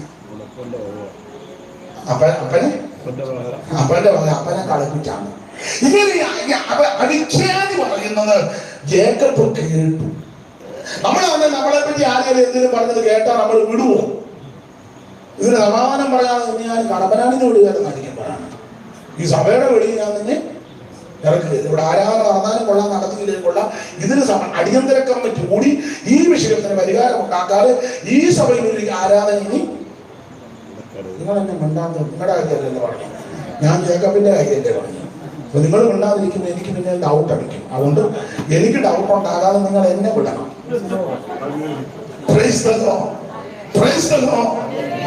യാക്കോബിനെ പറ്റി അപവാദം പറയുന്നത് യാക്കോബ് കേട്ടു. യാക്കോബ് കേട്ടിട്ട് യാക്കോബ് അളിയന്മാരോടൊന്നും വേണ്ടിയില്ല. യാക്കോബ് ഉടനെ അമ്മായിയപ്പന്റെ മുഖത്തോട്ട് നോക്കി. വായിച്ചേ 31-ാം അധ്യായത്തിന്റെ 1-ാം വാക്യം. എന്നാൽ ഞങ്ങളുടെ അപ്പനുള്ളതൊക്കെയും യാക്കോബ് എടുത്ത് കളഞ്ഞു എന്നും, അതായത് ഞങ്ങളുടെ അപ്പന്റെ വകകൊണ്ട് അവൻ ഈ ധനമൊക്കെ സമ്പാദിച്ചു എന്ന് ലാബാന്റെ പുത്രന്മാര് പറഞ്ഞ വാക്ക് യാക്കോബ് കേട്ടു. അപ്പൊ യാക്കോബ് അവരോടൊന്നും വേണ്ടിയില്ല. അടുത്ത വാക്യം, യാക്കോബ് ലാബാന്റെ മുഖത്ത് നോക്കി, അറേ അത് തന്റെ നേരെ മുമ്പായി ഇരുന്നത് പോലെ എന്ന് പറഞ്ഞാൽ അമ്മാച്ചന്റെ അമ്മായിയപ്പന്റെ മുഖത്തോട്ട് നോക്കിയപ്പോൾ നേരത്തെ ഇരുന്നത് പോലെ 20 വർഷം മുമ്പ് കിണറ്റിങ്കരയെ വെച്ച് കണ്ട മുഖവും ഒത്തിരി വ്യത്യാസം. അപ്പൊ യാക്കോബിന് വിളി കിട്ടിയത് ഈ അമ്മായിയപ്പന്റെ മുഖമാവോ യവന്മാരുടെ സംസാരം. അപ്പം ഇവന്മാർക്ക് എന്നോട് യാതൊരു താല്പര്യവും ഇല്ല. പിന്നെ ചുമ്മാ കാണുമ്പോ എന്തുകൊണ്ട് വെറുതെ യാക്കോബിന് വിളി കിട്ടി. ഇവന്മാർ ചുമ്മാ ഇങ്ങനെ ചുമ്മാ പാമ്പ് കിട്ടിയ പോലെ ജീസസ് ഉള്ള അത്ര വിക്ടറി, എന്തോ വിക്ടറി. യാക്കോബിന് പറഞ്ഞാൽ അമ്മായിയപ്പന്റെ മുഖഭാവവും അളിയന്മാരുടെ ഡയലോഗും കൂടെ കേട്ടപ്പോഴേ പിടികിട്ടി ഇത് പൊരുത്തമല്ല. യാക്കോബ് ഒന്നും ബുദ്ധിമാനാ, ഒന്നും വേണ്ടിയില്ല. ഈ വിശേഷിച്ച് ദത്ത് നിൽക്കാതെ ഒന്നും മിണ്ടാതിരിക്കുന്നതാ. പിന്നെ അക്ഷരം മിണ്ടാതെ കിട്ടുന്ന വണ്ടിക്ക് കാപ്പൂടിക്കാൻ പോലും നിൽക്കരുത്. ഒരു ജോലിക്കുട്ടി അപ്പം ചുട്ടോണ്ടിരിക്കാം, കുഴപ്പമില്ല, പിന്നെ എനിക്ക് വന്ന് കഴിക്കാന്ന് പറഞ്ഞ് പെട്ടെന്ന് എന്റെ വണ്ടിക്ക്. മനസ്സിലാവുന്നുണ്ടോ? ഭയങ്കര ബുദ്ധിമാനാ പുള്ളി. ന്യൂട്രൽ വയലിലോട്ട് പോയിട്ട് എന്റെ ചിന്തയാ, ഭാര്യമാരെ വിളിച്ചു പെട്ടെന്ന് അങ്ങോട്ടൊന്ന് വന്നേക്കാൻ. ഭാര്യമാര് വന്നവൻ പറഞ്ഞു, ഞാൻ ഇനി ഇവിടെ നിൽക്കുന്നില്ല, പോവാ, വരുന്നു എന്ന് ചോദിച്ചു പെണ്ണുങ്ങളോട്. അതുങ്ങളെ പറഞ്ഞ് കൊച്ചുങ്ങളെല്ലാക്കി അങ്ങനെ അങ്ങോട്ട് പോയാൽ ഞങ്ങളും വരിക എന്ന് പറഞ്ഞു. തന്നെ ആയിരുന്നു ഇങ്ങോട്ടേലും 10 തന്നെ കായം വീയം ഞങ്ങളും വരിക എന്ന് പറഞ്ഞു. മൂത്തവൻ അങ്ങ് പരുവക്കേട് പിടിച്ചവനാ. ആരാ? രൂപൻ. നിങ്ങളില്ലാതെ ഞാനങ്ങനെ അവനെ വളർത്തുന്നത്. ഇടയൊരുത്തനുണ്ട്, അവൻ ജനിച്ചിട്ടുണ്ടെങ്കിലും ആശയം കടിച്ചു കീറുന്ന സ്തോത്രം. ഓരോന്നോരോ ടൈപ്പാണ്. അങ്ങനെ യാക്കോബും തന്റെ ഭാര്യമാരും സമ്പത്തും എല്ലാം കൂടെ വീട് വിട്ടിട്ട് പോകുന്നു. അങ്ങനെ യാത്ര ചെയ്യുമ്പോൾ യാക്കോബിന്റെ അകത്തെ ഒരു ചിന്ത, 10 കൊല്ലം മുമ്പ് വീട്ടിൽ നിന്ന് ഓടിപ്പോന്നതാ. അവിടെ നിക്കക്കള്ളിയില്ലാതെ ചേട്ടൻ കൊല്ലാൻ നിൽക്കാൻ കൊടുവാളായിട്ട് ചേട്ടനെ പേടിച്ച് വീട്ടിൽ നിൽക്കാൻ പാടില്ല, ഓടി ഇവിടെ വന്നു. ഇപ്പൊ ഇവിടെ നിൽക്കാൻ വയ്യ, രണ്ടിനാൽ ഞരങ്ങളാണ്. ഇതൊന്നും ഭാര്യമാരോട് പറഞ്ഞില്ല. വീട്ടിലെ വിഷയങ്ങൾ, വീട്ടിലെ ഈ എല്ലാ കാര്യമൊന്നും ഭാര്യമാരോട് പറയരുത്. നിങ്ങളുടെ കൊച്ചിലെ ചേട്ടാനിയന്മാർ തമ്മിലുള്ള എല്ലാ കാര്യമൊന്നും പറഞ്ഞാൽ നിങ്ങൾ കുറച്ച് കഴിഞ്ഞപ്പോൾ ക്ഷമിക്കും, പെണ്ണുങ്ങൾ ക്ഷമിക്കുകയല്ല. ഇവര് സമയം വരുമ്പോൾ അതെടുത്തിടും. പിന്നെ എന്നാ ഇടാനോ അനുഭവിച്ചോ പറഞ്ഞാൽ ശരിക്കല്ലേ? ഞാൻ ഞാനിപ്പോ പറഞ്ഞതേ ഉള്ളൂ. മനസ്സിലായില്ലല്ലേ? നിങ്ങൾ കേട്ടത് കുറച്ച് കഴിയുമ്പോ അങ്ങ് രമ്യപ്പെടും. അഭിപ്രായ വ്യത്യാസമൊക്കെ മാറുന്നു. പെണ്ണുങ്ങൾ പറയും, നിങ്ങൾ കൂടുതൽ അവനോട് ഇപ്പൊ അടുക്കൊന്നും വേണ്ട, അവൻ പണ്ട് പറഞ്ഞത് ഇപ്പോഴും എന്റെ മനസ്സിൽ ഉണ്ട്. നിങ്ങളല്ലേ എന്നോട് പറഞ്ഞത്? അതാ ഞാൻ നിങ്ങൾക്ക് നല്ല ബുദ്ധി പറഞ്ഞു തരിക, വെട്ടിനാദ്യം എന്ന് വീടരുത്. യാക്കോബ് ആരോടും പറഞ്ഞില്ല. തന്നെതാൻ കടിച്ചമർത്തി യാബോകകടവിന്റെ തീരത്ത് വന്ന് അക്കരെ ചെന്നാൽ ചേട്ടൻ കൊള്ളി ഇക്കരെ നിൽക്കാനും വയ്യ. തനിക്കുള്ളതല്ല അക്കരെ കിടത്തി താൻ ഒറ്റയ്ക്കായി അന്ന് രാത്രി ആമ യാബോകകടവിന്റെ അടുത്ത് ദൈവമായിട്ട് മല്ല് പിടിക്കുക. ദൂതൻ അന്ന് രാത്രിയാണ്. ദൂതനുമായിട്ട് മല്ല് പിടിച്ചു, ഉച്ചസാധുവോളം മല്ല് പിടിച്ചു. വിവരിക്കുന്നില്ല. തനിക്കുള്ളതിന്റെ അക്കരെ കിടത്തി മല്ല് പിടിക്കുക. നേരം പണിക്കാരായിട്ടും യാക്കോബ് പിടിവിടുന്നില്ല. അപ്പൊ ദൂതൻ പറഞ്ഞു, ജേക്കബെ പിടിവിടണ, ഉഷസുദിക്കുന്നു, സൂര്യൻ ഉദിക്കുന്നു. എന്റെ ചിന്ത യാക്കോബ് പറഞ്ഞു, ഞാൻ ദൂതനോട് പറയുക, നേരം വെളുത്താലും ഉഷസുദിച്ചാലും വെളിച്ചം വേണ്ടി വീശിയാലും നീ എന്നെ അനുഗ്രഹിച്ചല്ലാതെ ഞാൻ പിടിവിടുകയല്ല.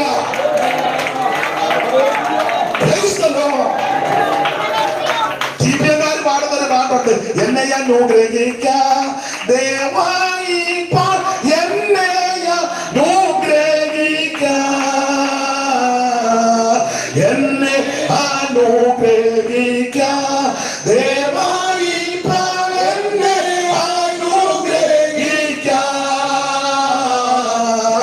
എന്നെ അനുഗ്രഹിക്കല്ലാതെ ഞാനിന്ന് നിന്നെ വിടുകയില്ല, എന്നെ അനുഗ്രഹിക്കല്ലാതെ ഞാനിന്ന് നിന്നെ വിടുകയില്ല. നേരം എടുത്താലും ഉഷസുദിച്ചാലും എന്നെ അനുഗ്രഹിച്ചല്ലാതെ വിടുകയില്ല. വിടുതലെന്ന് കണ്ടപ്പോൾ ദൈവത്തിന്റെ ദൂതൻ യാക്കോബിന്റെ തുടയുടെ തടമൊന്ന് തൊട്ടു. യാക്കോബിന്റെ തുടയുടെ തടം തൊട്ടു. ജോസഫിന്റെ പേരെന്നാ? പേര് ജേക്കബ്. പണ്ട് അപ്പൻ ചോദിച്ചോ പറഞ്ഞത് ഏശാവ്. ഇപ്പൊ തൊടണ്ടടുത്ത് തൊട്ടപ്പോ കൃത്യം കാര്യം പറഞ്ഞു. തമ്പുരാൻ അറിയാൻ തൊടണ്ടടുത്ത് തൊടാൻ. തൊടേണ്ട സമയത്ത് തൊടേണ്ട സ്ഥലത്ത് ദൈവം തൊടും. അന്നേരം നീ പറയും, ഞാൻ മനസ്സാ, അന്നേരം പറയും എനിക്ക് രക്ഷിക്കപ്പെടണം. തൊടണ്ടടുത്ത് തൊടണം. അല്ലാതെ നമ്മൾ എത്ര വട്ടം പറഞ്ഞു ചാക്കോച്ചാൻ രക്ഷിക്കപ്പെടണം, സ്വർഗത്തിൽ പോകണം, യേശു രക്ഷകൻ. ഞങ്ങൾക്ക് ഉണ്ട്, ഞങ്ങളുടെ അവിടെ ഉണ്ട്. തൊടണ്ടടുത്ത് തൊടുമ്പോ പറയും, കൊച്ചമാച്ചാ എനിക്ക് രക്ഷിക്കപ്പെടണം. എങ്ങനെ? കൊച്ചമാച്ചൻ ഒറ്റമാച്ചല്ലേ അല്ലെ? എന്തുവാ പേരപ്പെടപ്പെട്ടു? ഐസക്. തൊടങ്ങെടുത്ത് തൊടുന്ന ദൈവം. തൊടങ്ങെടുത്ത് തൊട്ട പറഞ്ഞ പേര് ജേക്കബ്. അപ്പം പണ്ട് ചോദിച്ച പറഞ്ഞത് ഏശ. അന്ന് വിവരിക്കുന്നില്ല. ദൈവത്തിന് മഹത്വം. എന്റെ പേര് ജേക്കബ്. അവ ദൂരം പറഞ്ഞു, നീ സത്യം പറഞ്ഞല്ലോ, ഇപ്പോഴേ സത്യം സംസാരിച്ചല്ലോ. ഇത് നിന്റെ പേര് ജേക്കബ് എന്നല്ല, ഇസ്രായേൽ. കളപ്പീരിയാതെ മാറ്റി ഇന്ന് രാത്രി മാറ്റുക. നിന്റെ അപാകതയെല്ലാം മാറ്റുക. നിന്റെ ബലഹീനത ഇന്ന് രാത്രി നീക്കുക. നിന്റെ പോരായ്മ ഇന്ന് രാത്രി പരിഹരിക്കുക. ഇന്ന് രാത്രി നീ സമർപ്പിക്കുക. ഇന്ന് രാത്രി നീ ഏൽപ്പിച്ചു കൊടുക്കുക. നിന്റെ സകല പോരായ്മകളും മാറ്റാൻ പോവുക. ഇന്ന് രാത്രി സമർപ്പിക്കുക. നിന്റെ അപാകതകൾ നിന്റെ പരിഹരിക്കാൻ പോവുക.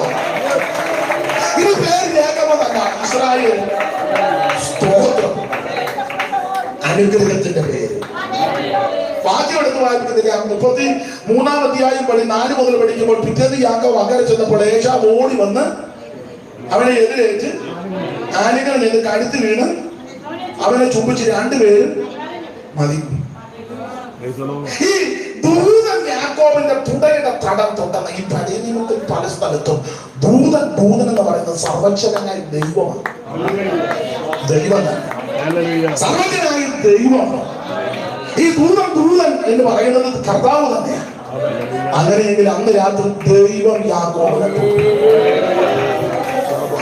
യാക്കോബിനെ തൊട്ടപ്പോൾ ഒന്ന് പേര് മാറി, പ്രകൃതി മാറി.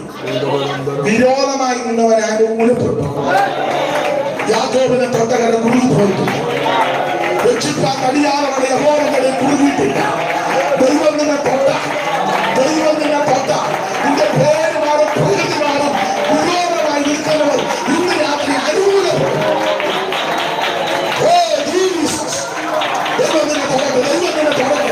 ദൈവത്തിന്റെ കരമൊന്ന് രാത്രി സ്പർശിക്കട്ടെ. നിങ്ങൾക്ക് വിരോധമായി, കുടുംബത്തിന് നന്മയ്ക്ക്, തലമുറയ്ക്ക് വിരോധമായി വേദനിപ്പിക്കുന്ന മരണമാകട്ടെ, രോഗമാകട്ടെ, ഇന്ന് രാത്രി മാറട്ടെ.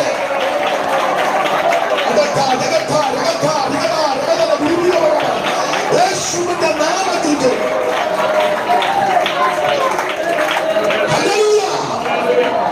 ഓടി നിർത്താൻ. ഒന്ന്, യാക്കോബിനെ തൊട്ടകരം കുടുങ്ങിയിട്ടില്ല. എനിക്ക് ഈ വിഷയം എന്റെ ശൈലി അനുസരിച്ച് പ്രസംഗിക്കണമെങ്കിൽ ദൈവകൃപയിൽ ശരണപ്പെട്ട് പറയുക ഒരു 2 മണിക്കൂർ ഉണ്ടെങ്കിൽ ആ എല്ലാ ഭാഗത്തോട്ടും പോകാൻ പറ്റുള്ളൂ. നിങ്ങൾ ഭാരപ്പെടുകയും വേണ്ടി ഇപ്പൊ നിർത്താം. സ്തോത്രം. ഞാനൊരു 10-12 പോയിന്റ് ഉണ്ട്. അതിൽ ഒന്നാമത്തതേ പറഞ്ഞിട്ടുള്ളൂ. അപ്പൊ നിങ്ങൾ ചിന്തിക്കുക, ഇയാൾ 12 പറഞ്ഞു വെച്ചാൽ മിക്കവാറും പോകാൻ ഇല്ല. പെട്ടെന്ന് ദൈവത്തിന്റെ മഹത്വം. യാക്കോബിനെ തൊട്ടകരം കുറുകിയിട്ടില്ല. ദൈവത്തിന്റെ മഹത്വം. ഇനി വായിപ്പിക്കുന്നില്ല. യെഹെസ്കേൽ 8-ാം അധ്യായത്തിൽ യെഹെസ്കേൽ മൂപ്പന്മാരുടെ മധ്യത്തിൽ ഇരിക്കുമ്പോൾ കൈ പോലെ വന്ന് നീട്ടി തൊട്ടു. 8-1 വായിച്ചേ.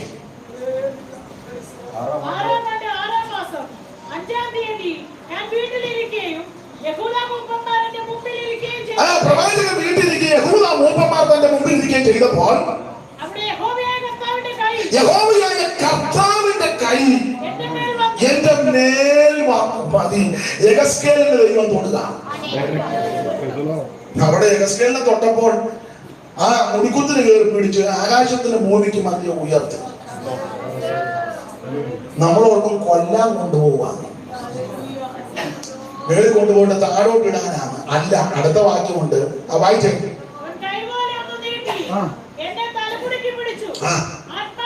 തലമുടിക്ക് പിടിച്ച് തൂക്കിയാൽ വേദന എടുക്കുമല്ലോ. തലമുടി പറഞ്ഞാൽ പറിച്ചാൽ വേദനയാ. പിന്നെ തലമുടി കുത്തിന് പിടിച്ച് മേപ്പോട്ട് നോക്കിയാലോ അതിവേദനയാ. അതിവേദനയോടെ മേലോട്ട് കൊണ്ടുപോവുക. ആത്മാവിന്റെ ഭൂമിയുടെ ആകാശത്തിന്റെ മധ്യേ ഉയർത്തി. അപ്പൊ ഈ വേദനപ്പെട്ട് മേലോട്ട് പോകുന്നത് കൊല്ലാനും തിന്നാനും ഒന്നുമല്ല, തകർക്കാനല്ല. അടുത്ത വാക്യം ദിവ്യ ദർശനം കാണിക്കാനാ. ചില വേദനകളും ചില രോഗങ്ങളും ചില പീഡകളും വരുന്നത് ദൈവം നിന്നെ മറന്നിട്ടല്ല, അറിയാനിട്ടല്ല, മറന്നുപോയിട്ടല്ല, നിനക്ക് ദിവ്യ ദർശനം നൽകാനാണ്. ഈ കഷ്ടത, ഈ രോഗം, ഈ പ്രതികൂലം ദൈവം നിന്നെ മറന്നിട്ടല്ല, ദൈവം നിന്നെ ഉപേക്ഷിച്ചിട്ടില്ല, നിനക്ക് ദിവ്യ ദർശനം നൽകാനാണ്. ദൈവം നിന്നെ അനുഗ്രഹിക്കാനാണ്.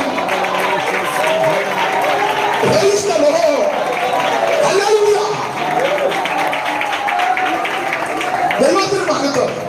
അതുകൊണ്ട് എന്നെ കേൾക്കുന്ന ദൈവകുഞ്ഞുങ്ങളോട് പറയുക, ചില രോഗങ്ങളും കഷ്ടങ്ങളും പ്രയാസങ്ങളും വരുന്നത് ശാപമൊന്നുമല്ല. അല്ല, ചില ആൾക്കാർ പറയുന്നത് ശാപമാണ്. അതിനെങ്ങനെ ശാപം മുറിക്കുന്ന ആൾക്കാരെ മുറിച്ചിപ്പോ ഒരാൾ ഇല്ലെന്ന് കേൾക്കുന്നു, ഇന്ത്യയിൽ തന്നെ ഇല്ലെന്ന് മുറിച്ചു. സ്തോത്രം. ഇത് നിന്നെ തകർക്കാനല്ല, ദിവ്യദർശനത്തെ. ഈ രോഗം നിന്നെ കൊല്ലാനല്ല, ദൈവമഹത്വം വെളിപ്പെടാൻ. ഈ പ്രശ്നം നീ നശിച്ചു പോകാനല്ല, ദൈവത്തിന്റെ തേജസ് വെളിപ്പെടാൻ. ദിവ്യദർശനം കൊടുത്തത്. ഈ ദിവ്യദർശനമൊക്കെ കാണുന്നത് അല്പം വേദനയും ശോധനയൊക്കെ ഉണ്ടാകും. ചുമ്മാ ഇതൊന്നും ദർശനം കിട്ടില്ല.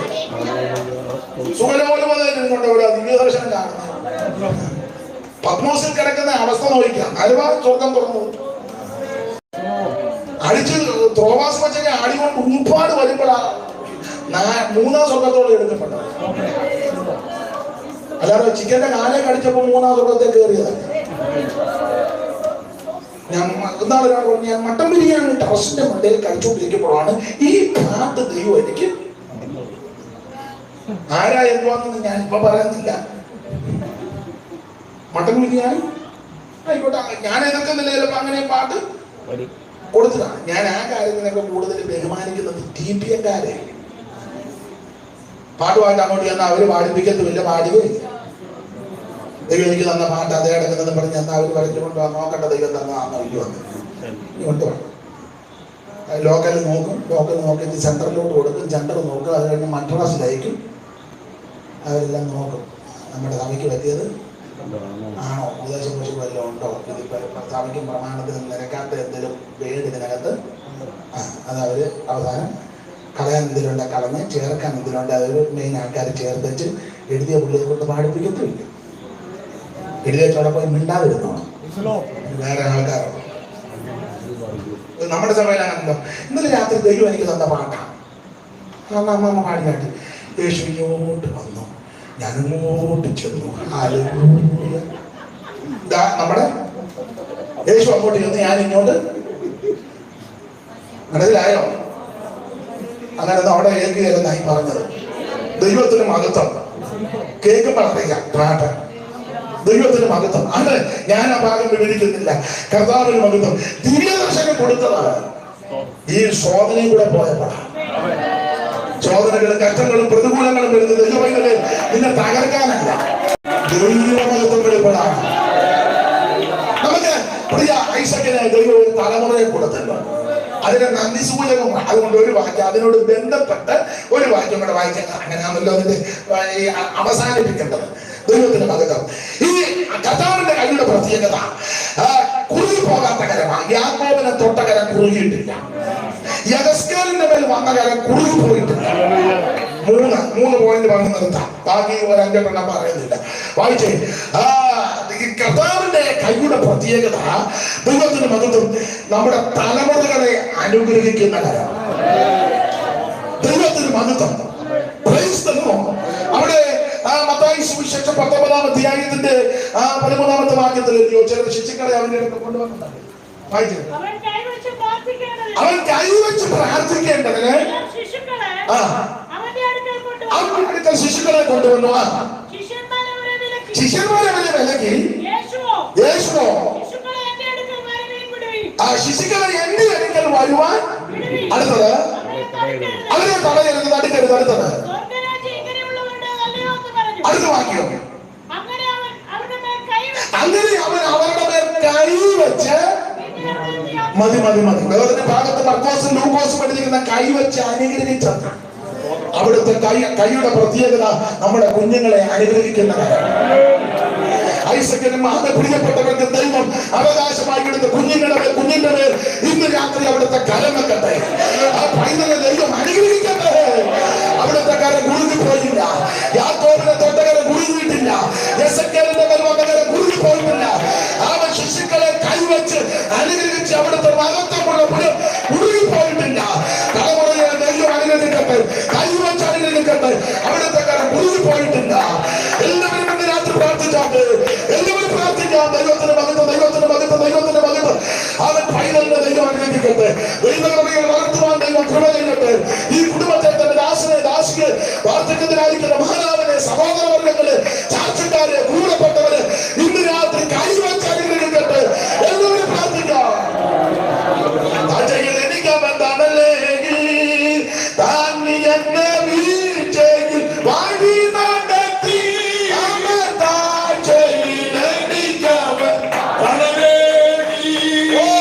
താങ്ങി എന്നെ വീഴ്ചയിൽ വഴി നടത്തി. കുറച്ചെന്നെ കണ്ണൂടി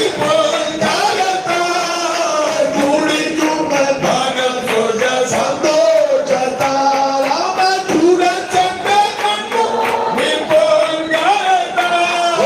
കുടിക്കുമ്പോൾ പകൽ സ്വർഗ സന്തോഷത്താൽ അവൻ ജീവന്റെ ക്രിസ്തുവത്തെ ആവിനാൽ അവനെ നാം പോഷിക്കാം.